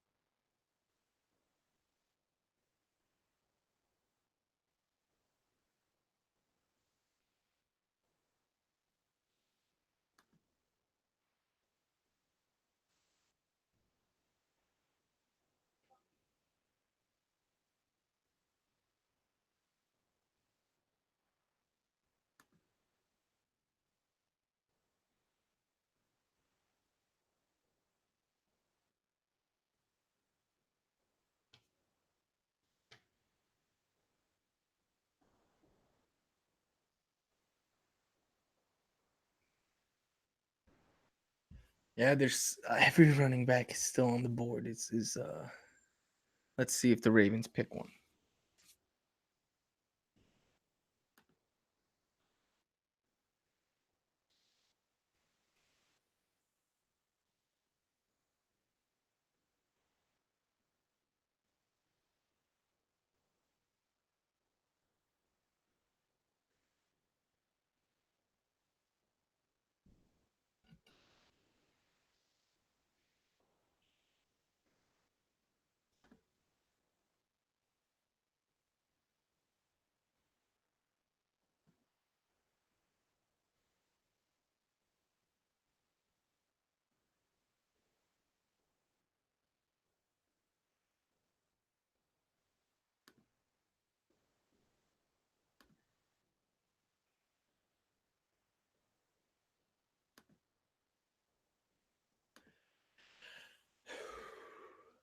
All right, guys.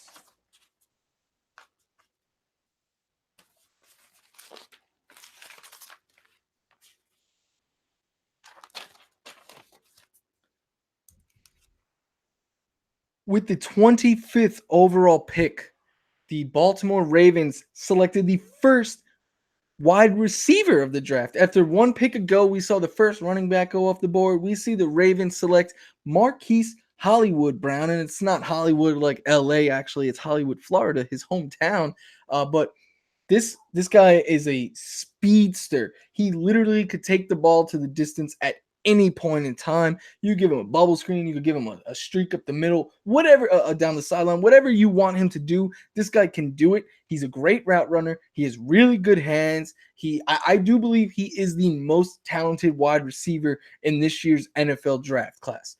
But the issue with him, obviously, is size. He reported to college, I believe, at 139 pounds. At the combine, was weighing in at 166. So you have to worry about the size there.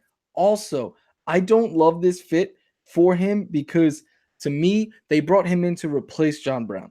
You look at the wide receivers that they have on their roster right now. They have Willie Snead, they have Jordan Lastly, Chris Moore, Seth Roberts. No one here that's going to pick up what they lost from John Brown and Michael Crabtree.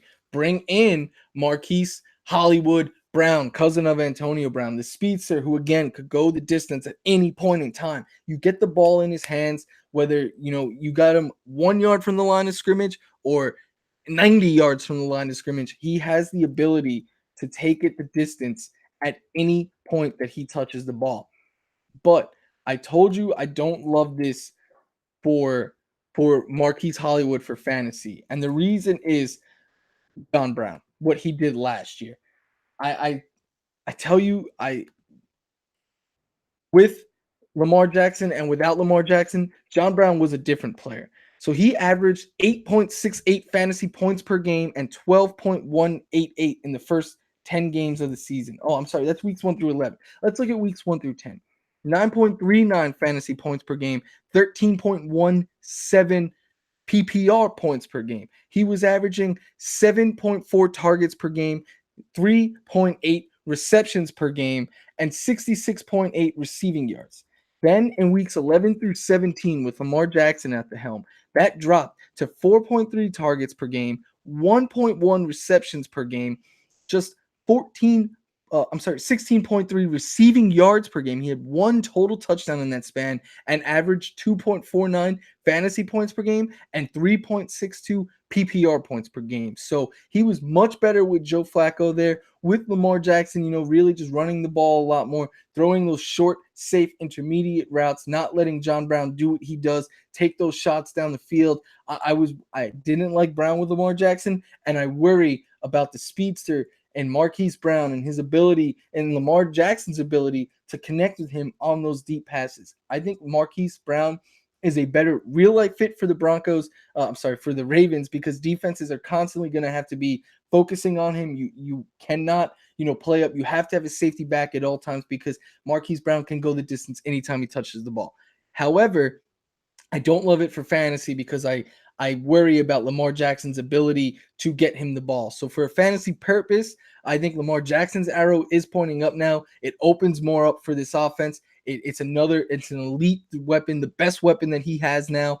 It has been added to his offense. But yet for Marquise Brown, I think there were better landing spots for him. But again, first wide receiver off the board. Good to see Antonio Brown's cousin, Marquise Hollywood Brown, this speedster.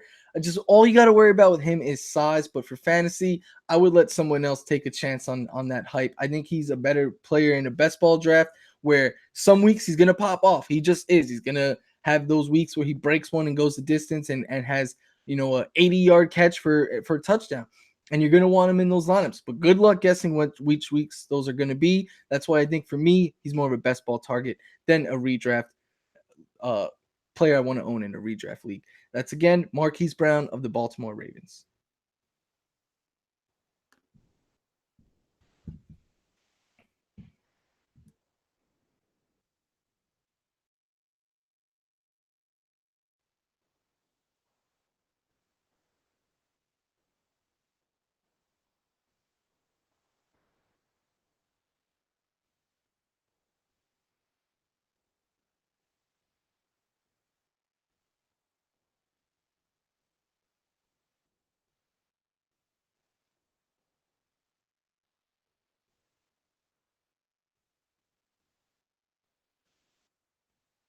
The Washington Redskins are on the clock.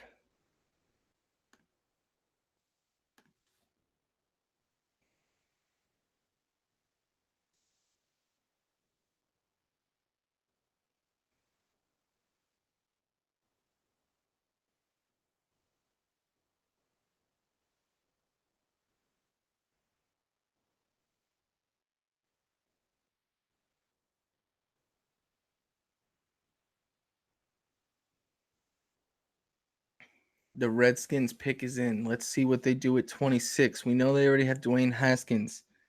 They got him at 15. Marquise Brown is so fast, but I just don't like that landing spot for him.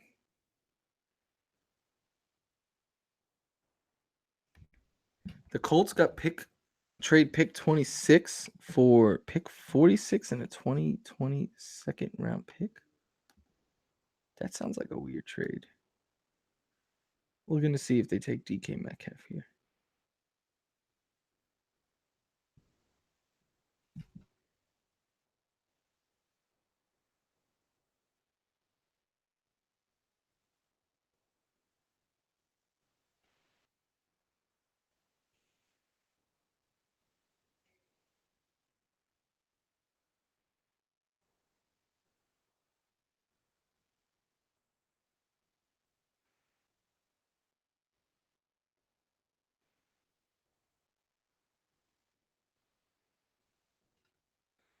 The Redskins pick is in. Let's check some Twitter to see if it's there.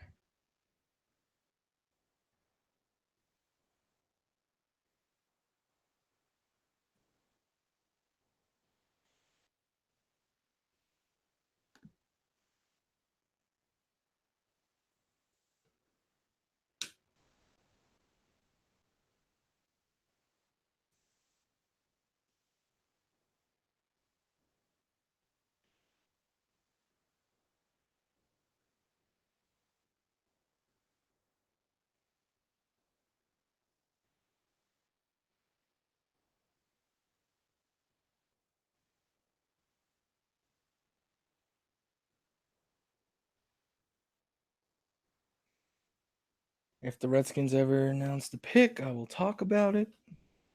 I think they take another wide receiver here.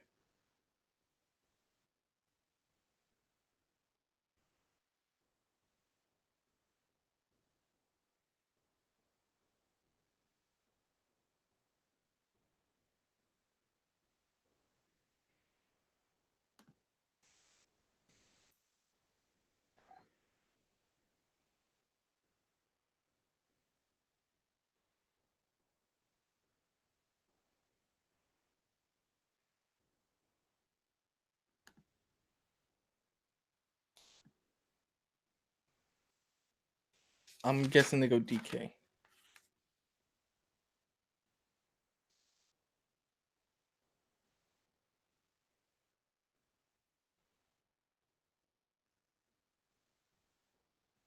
Montez Sweet.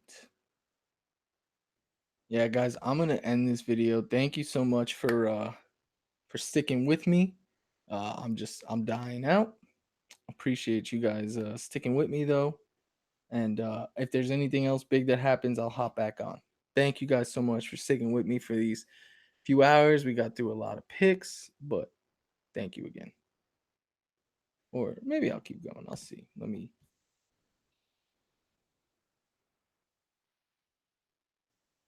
Yep, that's what I'm gonna do. Oh, Doug Anderson is here. What's up, Dougie? I'm dying out, man.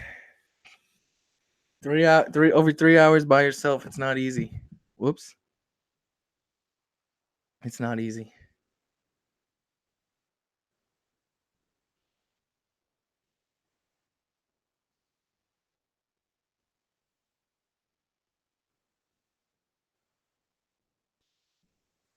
The Raiders are on the clock. Let's see what the Raiders do.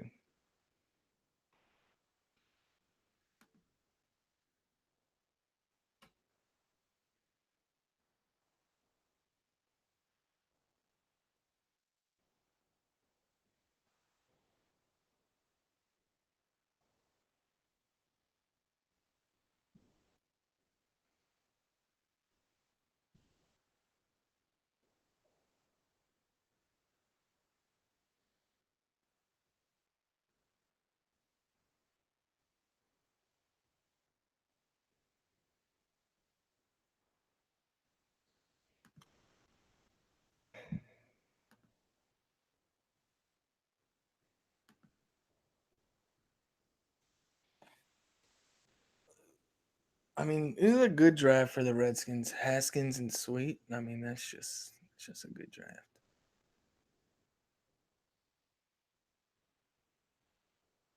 The Raiders reached at pick 4 and took a running back with their second first round pick. The only team to take a running back so far. John Gruden, never change. Stay in that Stone Age.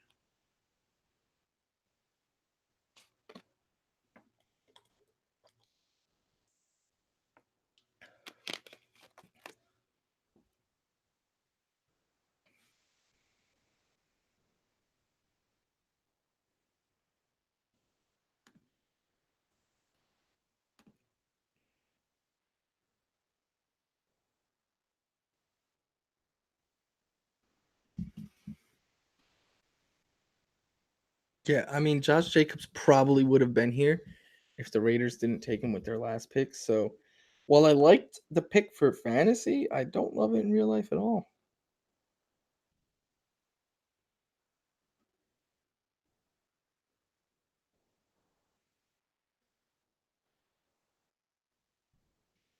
Tommy LaStella just hit his 7th home run of the season. That is crazy.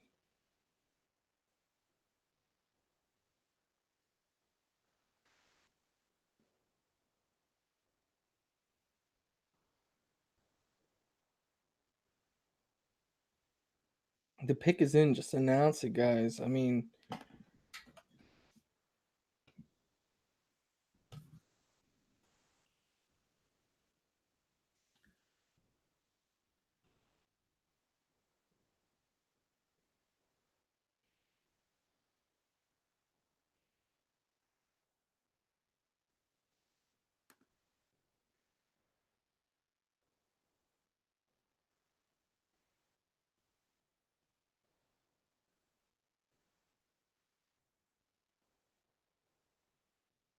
I am hoping that they take TK.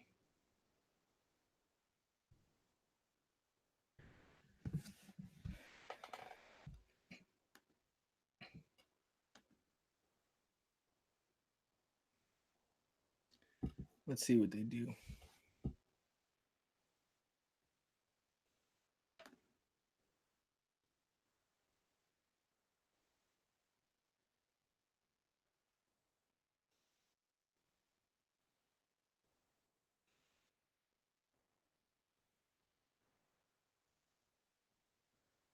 Here we go. The Raiders, 27 overall.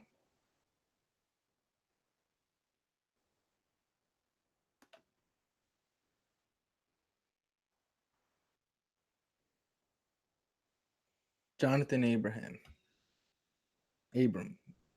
sorry. Safety from Mississippi State.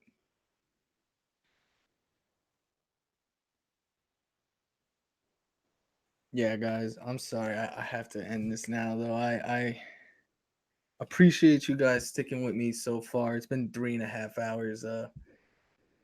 If anything big happens, I'll jump back on, but only four more picks left. And could be another 40 minutes, though. I can't do that. I'm sorry. But thank you guys again for sticking with me throughout this. Appreciate it. Couldn't have done it without you. Couldn't have done it by myself. So thank you guys so much. Let's see what the next four picks entail.